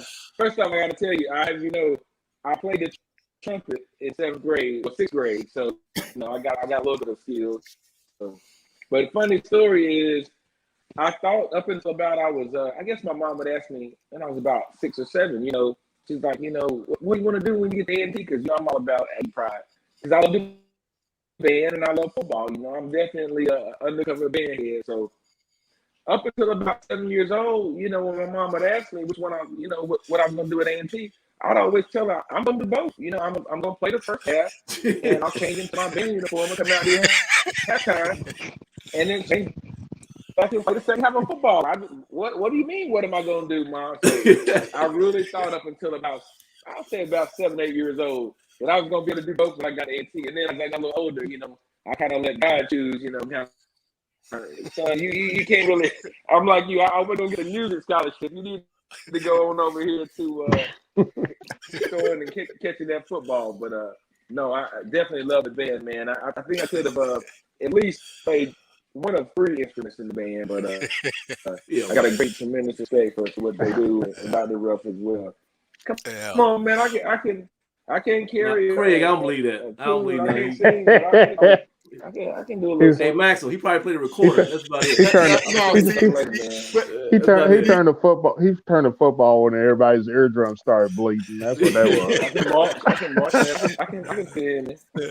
Hey, no, but guys, hey, so you know who has a really good band? Local Craig, band? I could have played the tenor drum. I could have played the trumpet and the singer. Hey, that's crazy.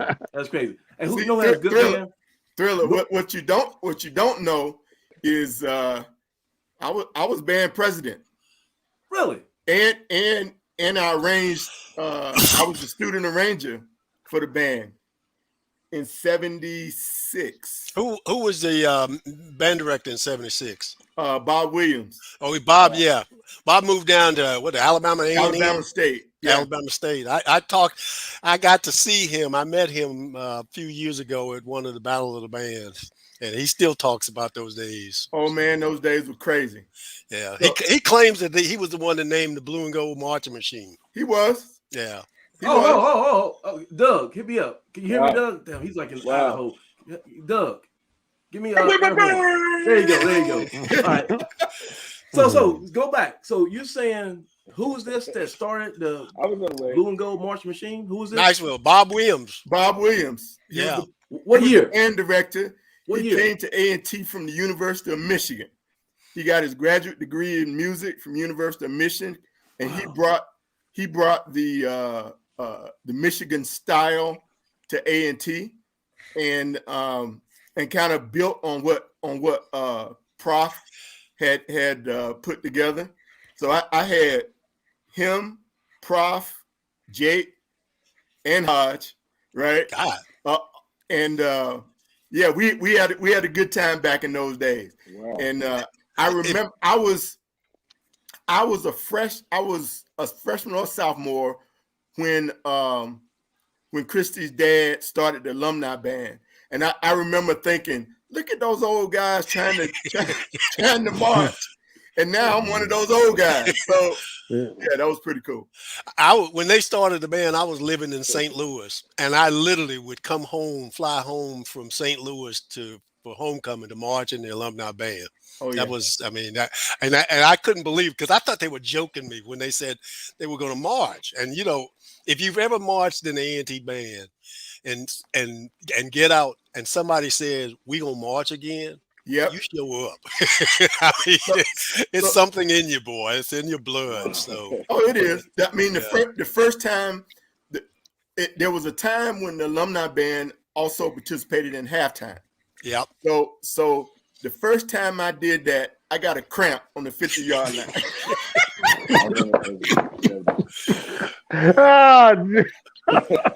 Because I was trying to have high knee lift, right?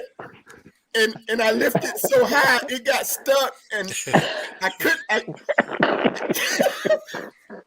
Those were the days. But to your point about this year, to your point about this year, this band this year was so good. They were so good. They had a book.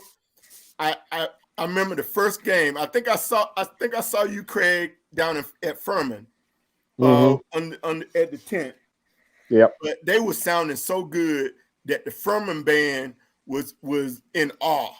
They were listening to the sound and how precise they were, and they were just warming up.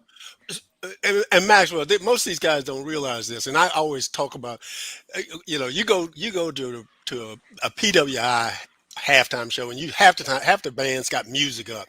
Yep. These kids memorize this music. I mean, when they talk about having a book of music, we're talking 15, 20, 25 songs that they have memorized. Man, I'm sorry. Hey, hold on. I got a question. Oh, these days it's 40 or 50. Yeah. Did we play Velvet Rope this year at all? Was that any time this year in the stands or in the field did we play Velvet Rope? Yeah, we did. If not, did we? Yeah, once or twice. A couple times. Yeah. Play South Carolina State. I didn't go to South Carolina State, so they better have played. That's a staple of the band, in my opinion. You gotta play Velvet Rope. Maxwell was getting ready to tell you about Bob Williams. Okay, yeah. Bob. If you look if you ever see any pictures of him, he was only at A&T a couple of years. Yeah, about 3 years. And if you ever see him, he was a beanpole. He was a little skinny guy, a little small guy, and he had a fro. That big. I ran into him at the Battle of the Bands down in South Carolina, probably 5 or 6 years ago. And when I walked up to him and got to talking to him, and he told me his name, and I went, "Oh, you're the infamous Bob Williams." Here's the second piece of this. So I did an article about him because he was one of the ones supposedly that came up with the Blue and Gold Marching Machine title. So fast forward a few months after I met him, I'm at Panera's Bread over in Charlotte. I come out and I see this guy. I was out of Panera's Bread. And I see this guy's car had an antique sticker in it. So I have a card that's got my band stuff on it. So I stuck it in his window. And so he called me and I got to talking with him. And he says, I said, "Well, how are you involved in the band?" He said, "Oh, I designed the marching machine logo." Oh, with the tank? Yeah. And I went, "No." I said, "This is," and so he started telling me, and lo and behold, he was graphic art major, and he designed that logo. And so I was in the band. I was in the band when that logo was drawn. I saw the logo when it was just on a piece of paper. Yep. I saw the logo when it was just on a piece of paper. And the next thing you know, we had the logo on our yellow practice shirts, right? Yep. And the next thing you know, it's part of the uniform. Yeah. But it started out just on a piece of paper. These are the kind of stories that I think, and this is what gets me about, there's old saying about Black history, lost, stolen, forgotten, or whatever it is. All of this stuff, people forget about it. How did we get this name? How did this, and that's the kind of stuff, that's why I write my newsletter, because I'm trying to share with people stories so they don't forget about it, Yeah. I had no idea. Yeah, and I'm not a band head or whatever, but I've been around you guys for so long. I thought I would at least heard that story once or twice. I had no idea. And what I come back to it, and I will say this: if you go back this weekend and watch the YouTube video that came out today of the halftime show, and the halftime at the end of the halftime show, they had about 25 seniors come out on the line there. And the thing I had to argue with my friends about, because they always get on me about, why you want to raise scholarship money for the band students? We got enough piccolo players. And I keep telling them, there were like 3 music majors on that line. The rest of them are A&T students in chemistry and math and marketing and all of those other majors. So I just will. You say this is band history. It's not band history. It's A&T history. Yeah, if you think about it, for an example, we were one of the first ones to have a marching band. You know why we had a marching band? Why it was formed? I read one of the bulletins back when it was right before during the Second World War, and in the bulletin, the A&T bulletin, the band director quoted the fact that a lot of their music students were finding opportunities to perform in Europe with the Harlem Hellcats. That's that first World War group that came out of Harlem, that they formed the Black Regiment.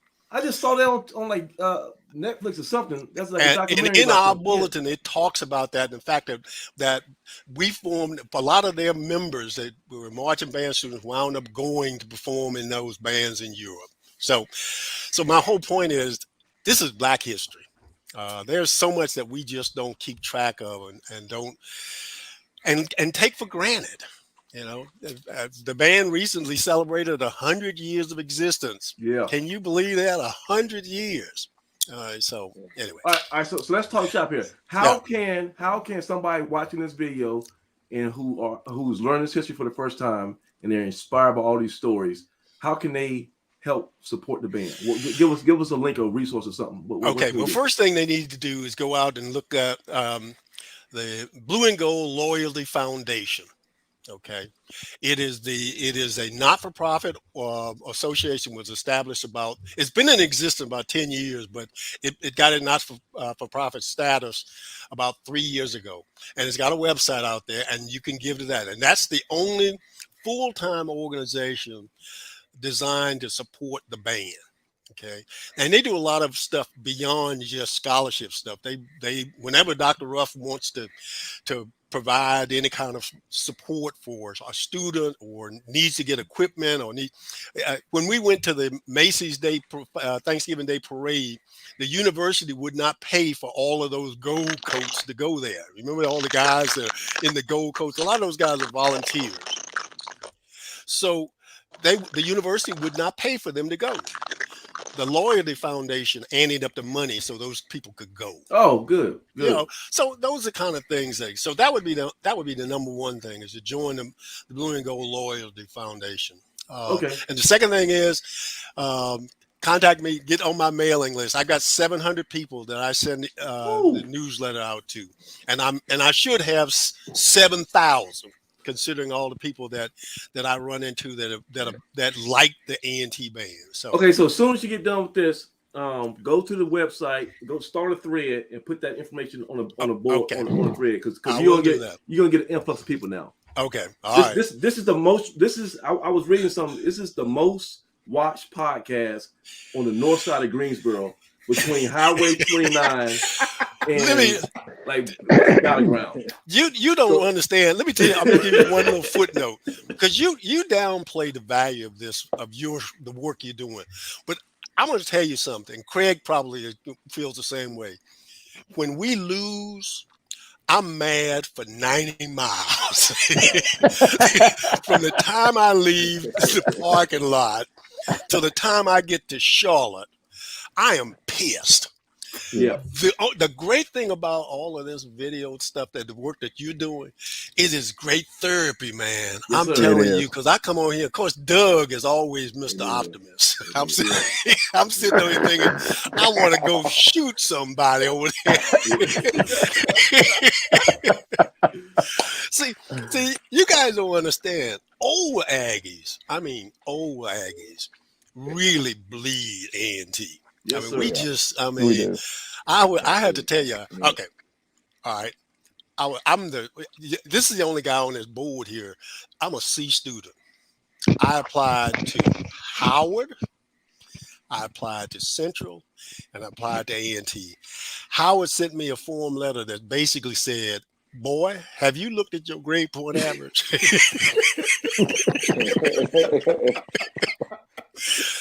I've never gotten a letter back from Central in 50-something years. They still have not responded to me.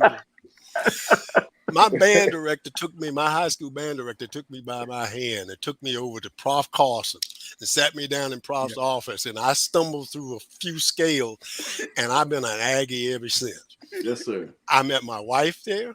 Yep. I started dating my freshman year. I got married. Yep. I got into the ROTC program. I got drafted. The only way I kept from going to be a private was to go through ROTC and come out an officer. I went and everything else from there on has been because A&T. So when we lose, y'all can laugh about it. I'm mad. Yeah. I'm hurt. So hey, so all five of us meet our wives at A&T? Is that universal? Everybody here? Yeah. Everybody? Yeah. Okay. But I bet I'm the only one that married at 19 at A&T. Woo! Yeah, you got that all by yourself. You can have that, bro. Look, my boys at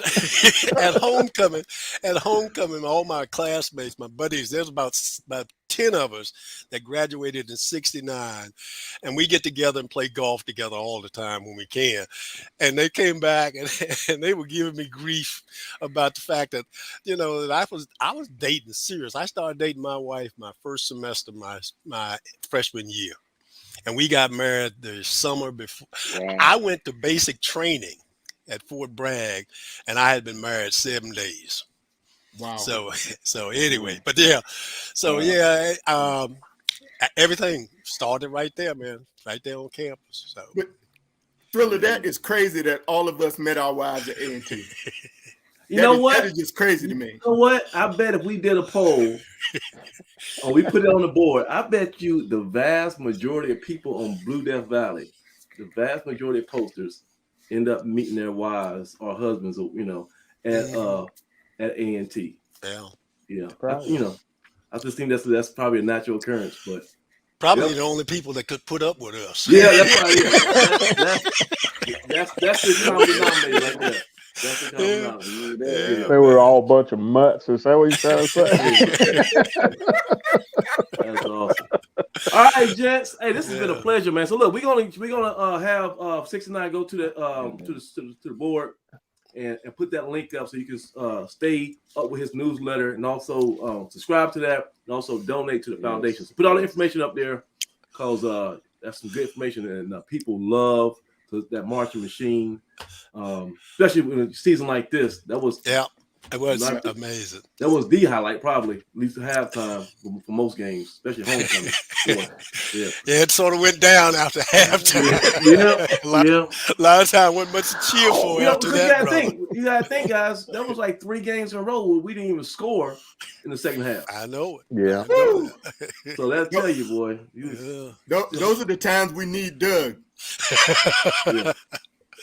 I wanted a little more Craig though.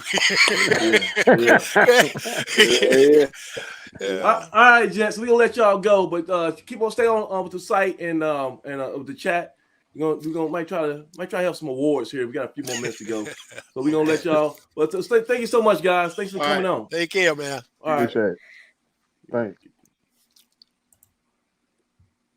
And back to 3 of us. All right, guys. We got a little bit of time left. 2 hours. Jeez. All right, that was awesome. Like Maxwell and cool, 69, Marshall Band 69. Yeah.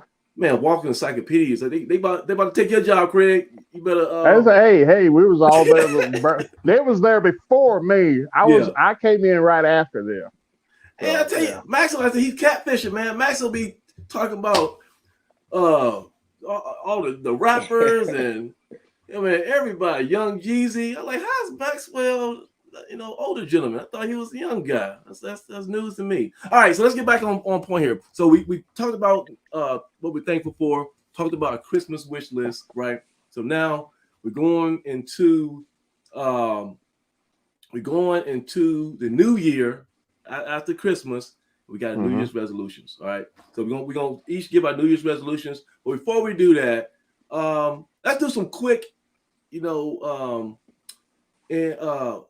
on the fly awards. That's 3 of us. We're smart enough. We can speak for the Aggie Nation right now. Let's go some 2021 Blue Death Awards. Okay. Let's see if we can reach a consensus. Player of the Year. Who was the 2021 Blue Death Player of the Year? Let's see if we can figure it out right now.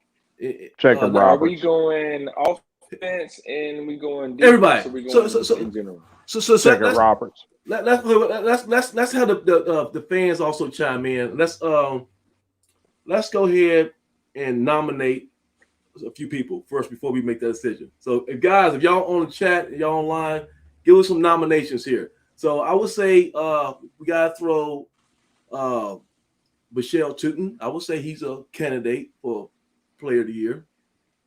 Maybe, dark horse. He Rookie of the year, maybe. He had at least 2 touchdowns. Yeah. Touchdowns that end up being game winners. He had that screen against North Alabama. Yeah, but he wasn't on the field long enough to make a long-lasting impression, though. Yeah. As far as his team was concerned. It wasn't his fault, right? And he also it wasn't his fault. It wasn't his fault. He also had the touchdown against Charleston Southern. He can ball.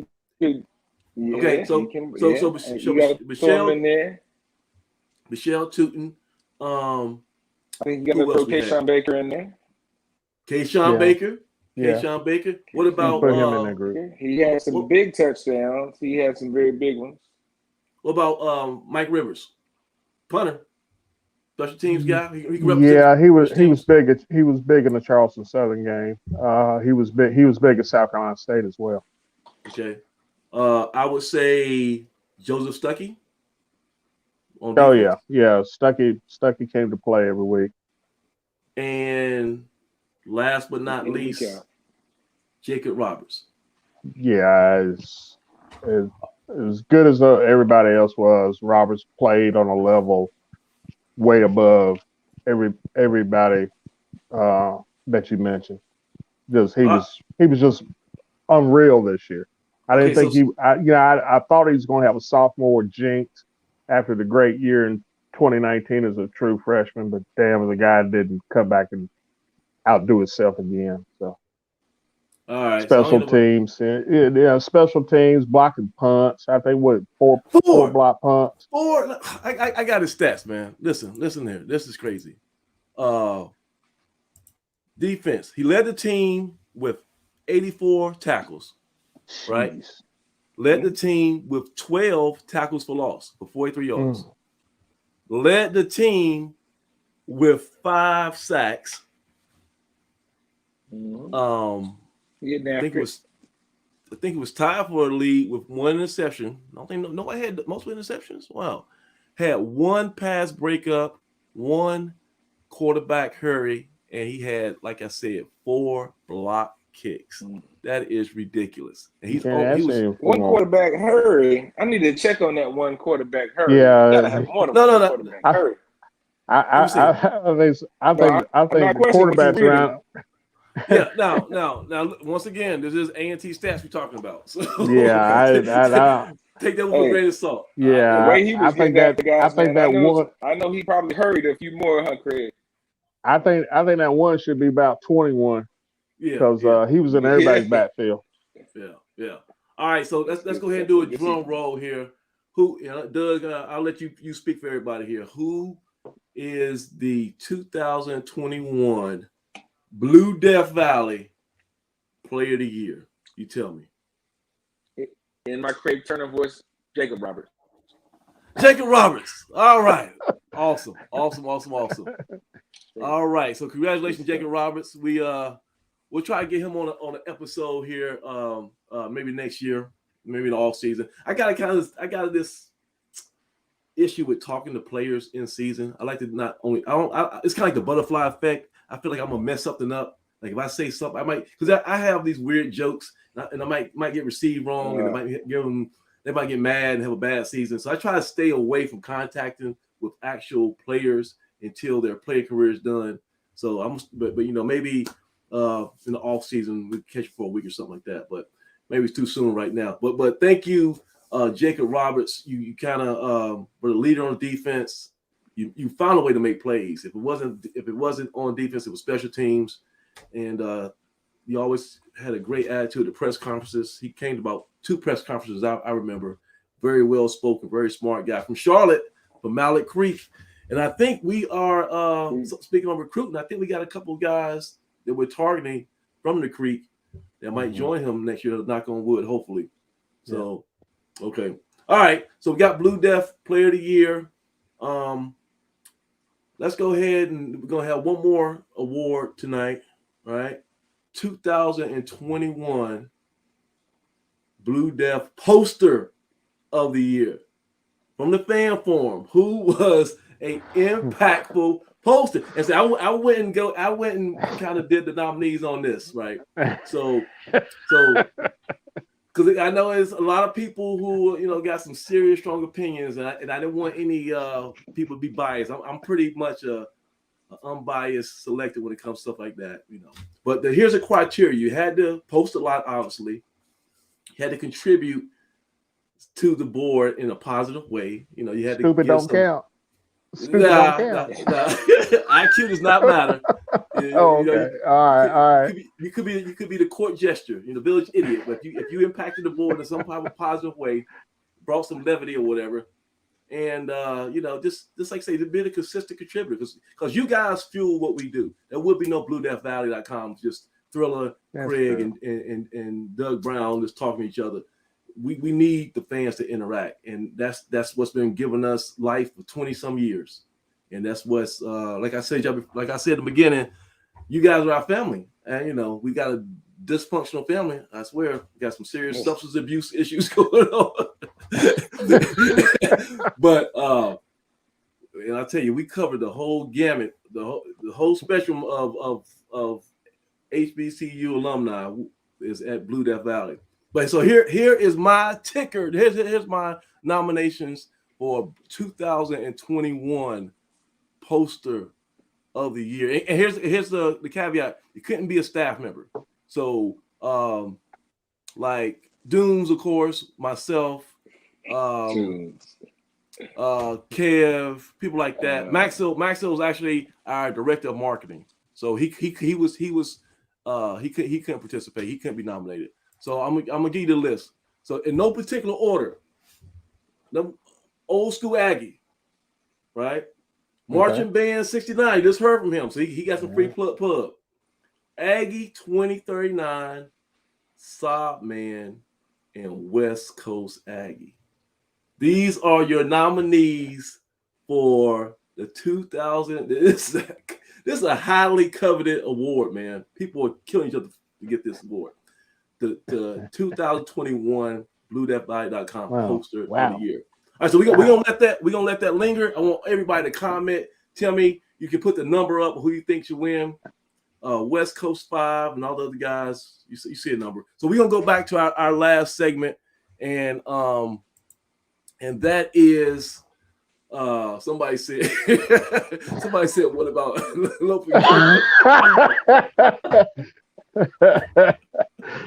hey, if we did your favorite poster, poster. My Lord, man, Freeze would literally beat me up if I nominated Lopan Gula.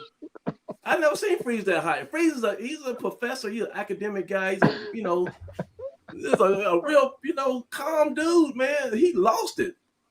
He was not having it. That dude was mad at Lopan Gula and all his vaccine anti-vaxxer talk, right? All right, so guys, y'all ponder amongst yourselves. Everybody, please, vote on the site. Give me your number of who you think should win Post of the Year. They need your votes. But Doug, start with you. Give me a New Year's resolution for A&T Athletics, the A&T football program. Give me a resolution. What's something we got to do better?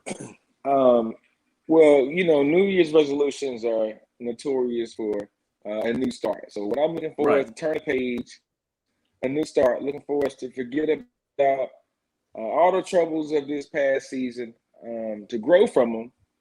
So we don't want to just totally sweep them under the rug.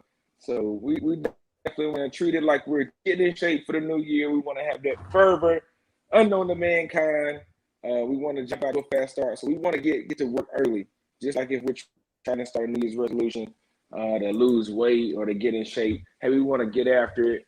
We're going to start it with mat drills early on in January. We're going to start it with hitting the books. Anytime there's a new semester, you want to push for great academic success. But we're going to flip that page as a football program, and we're going to get ready for the 2022 football season, because it'll be here before you know it, and the work starts now. So New Year's resolution, we're going to flip the page. We want a clean slate, and that's top to bottom. That's coaching staff on down. We want to turn the page and forget about the season, and just keep this shit going forward in the right direction. Okay. So that's your resolution. What about you, Craig? On the 2022. On the 2022. Okay. What's your resolution for the anti-football program? Focus. Regain our focus.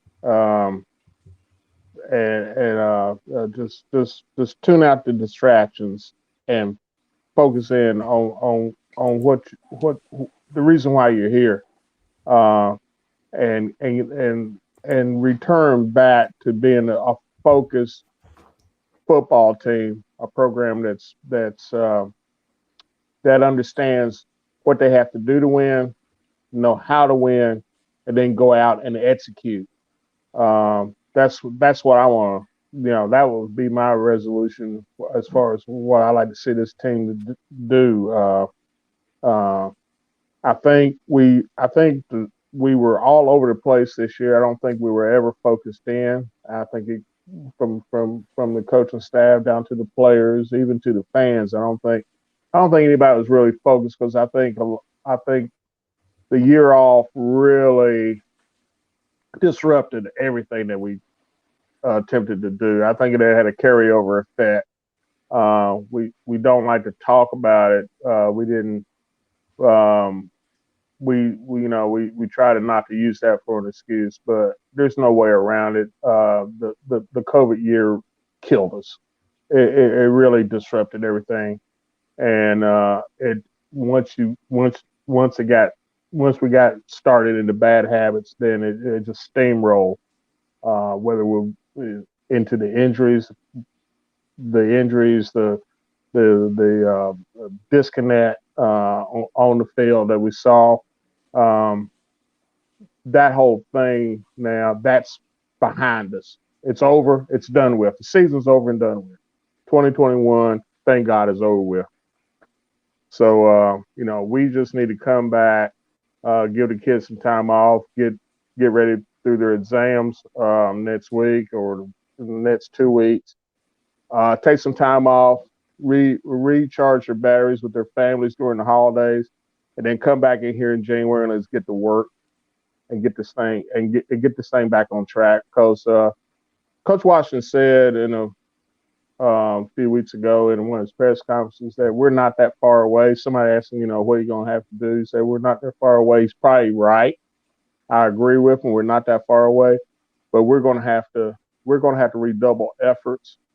And we're going to have to use a noodle going forward and not depend on what we've done in the past to carry us on into the future. The future is now. Yesterday is gone, and tomorrow's not a problem. So that means that we got to get in and get to work. Okay, so here's my resolution, guys. We wrap this up, about to close off. Yeah, been 2 hours and 30 minutes. Jeez Louise. My resolution, hopefully for Coach Washington, is some self-reflection and brutal honesty, right? I hope that he goes into 2022, looks in the mirror and says, I have got to get better. And that means I got to do some things differently. That means I got to maybe sever some ties, make some hard decisions with some of my co-workers, my people under me, because that's what a boss has to do sometimes. And it's not personal, it's just the nature of the beast. I think he needs to make some hard decisions with some of his upperclassmen. And this is going to be a very important year for Sam Washington.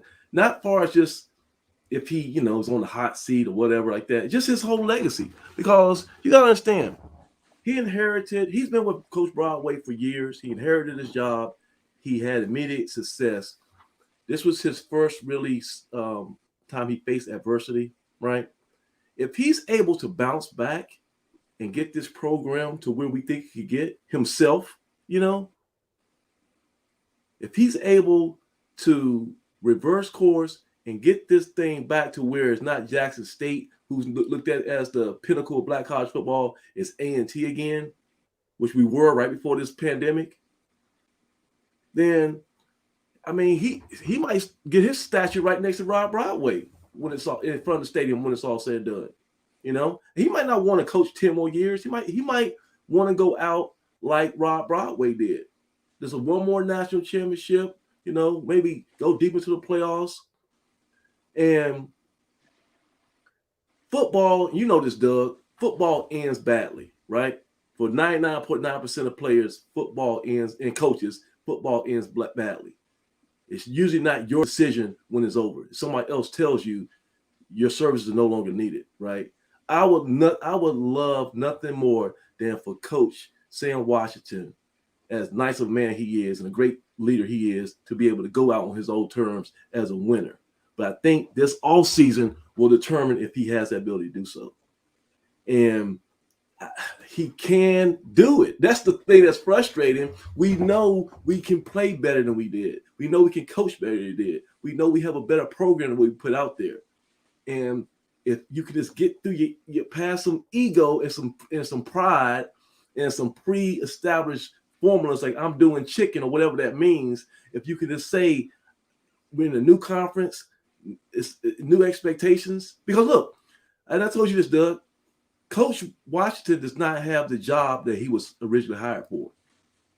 His job description has changed. When he was hired in 2018, his mandate was to be the best black college team, be the best team in the MEAC and win a Celebration Bowl.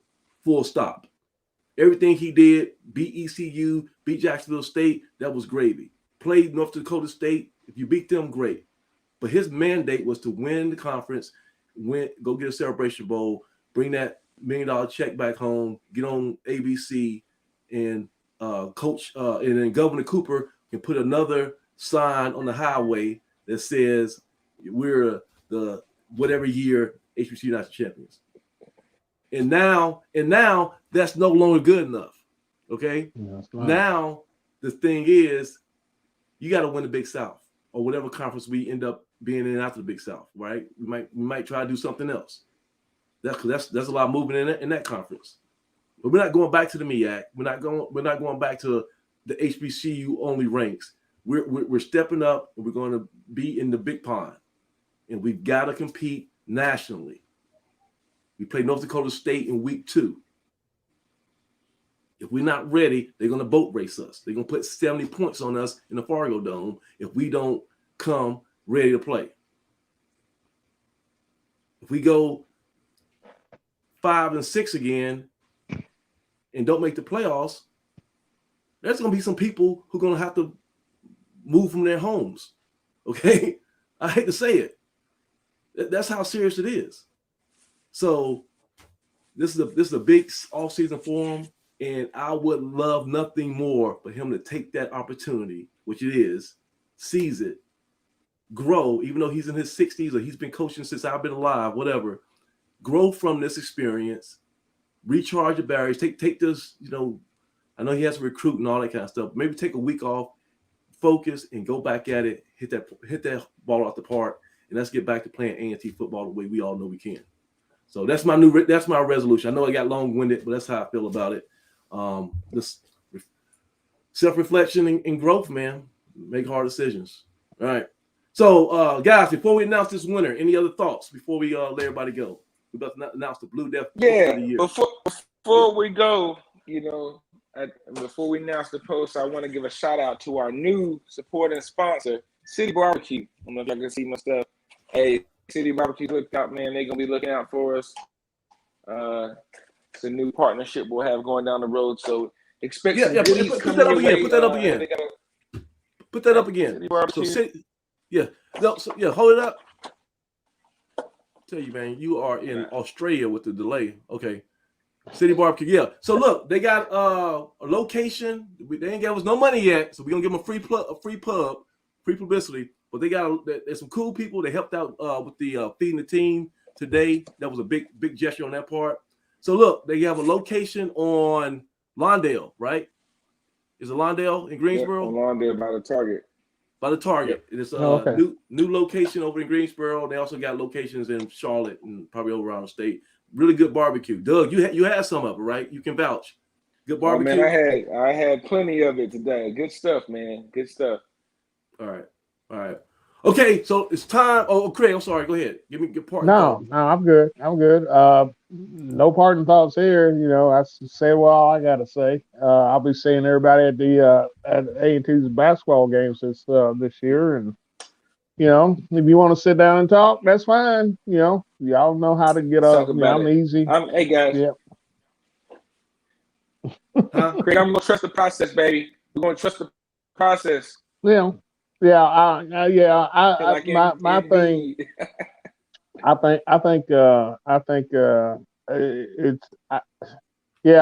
agree with you, Thriller. I think we're kind of reaching a crossroads, and the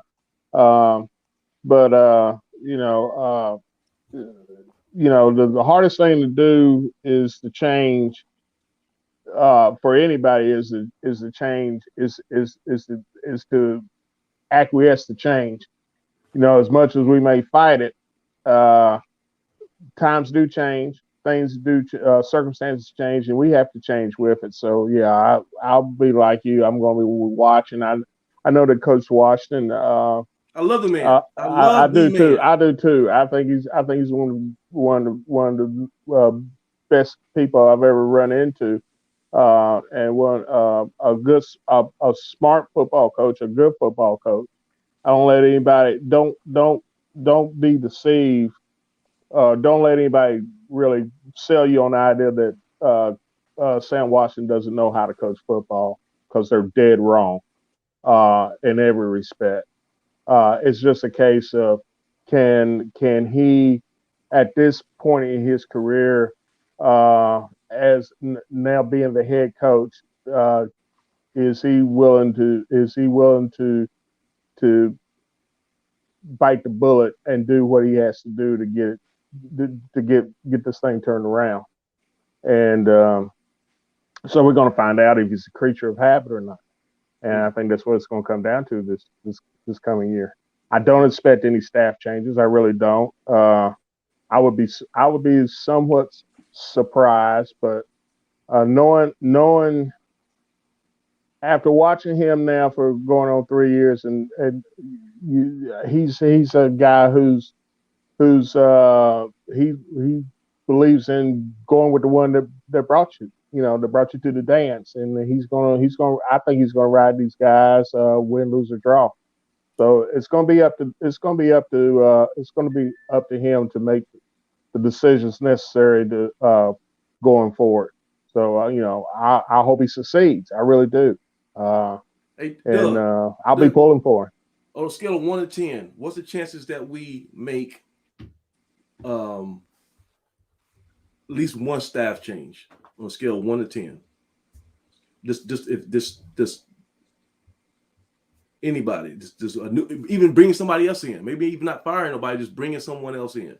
What's the chance from 1 to 10 you think we have, with 1 being the lowest and 10 being the highest? 50-50. I'll be honest, I have no idea. But we've always, there's turnover in every staff. Whether it's, we saw Coach Poole come in, the other year, and there's just turnover amongst the college football ranks. So I wouldn't be surprised if there was turnover. It may or may not have anything to do with what we think. The reason, there may be a reason for a change, but that just happened. That's the nature of the profession. So I say 50-50 just because of the profession. All right, I got you. All right, so it's time to announce the 2021 BlueDeathValley.com Poster of the Year. This is a guy who's has a strong opinion, like a lot of people. All these guys on the scroller right now have strong opinions. He's very knowledgeable, right? He knows his stuff. He does research. He's not just somebody who's mouthing off. Not saying any of those other guys do, but he does extra. He pays extra attention to getting his stuff right as much as possible. Everybody makes mistakes here and there, and he brings original ideas to the board. That's really what I think maybe his strong point is. He kind of thinks outside the box. He has a unique perspective, and like a lot of other people, he's not afraid to share it. So for this year, 2021 Poster of the Year is Aggie 2039. Aggie 2039. No surprise. Your Poster of the Year. Marching band 1969. You were up there. Had a lot of votes if people were pulling for you. Maybe next year. What was the lady's name who was at the Oscars? She was always being shunned. Susan Lucci or something like that. Yeah. Something like that. At the Emmys, Yeah. I forget her name. But next year for 69, I'm pretty sure he's gonna be the favorite coming out the gate. And of course, old school Aggie, Sob Man. My man Sob Man got some unique perspectives too. And West Coast, man, West Coast got one. He got one solution for every problem. Donate more money. Donate. I don't give a damn. Write a check. Write a check. That's the first thing West Coast gonna tell you. He don't want to hear about firing, reassigning, cutting grass. He don't want to hear anything. You ain't got no money behind your statement.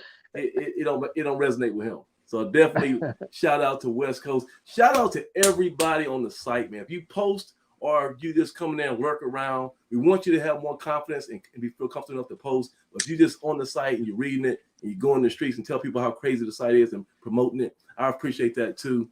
So for all the team here, Craig, my big brother, it's been a great ride. We'll be back before it's too late, man. You know, we might do something special for signing day.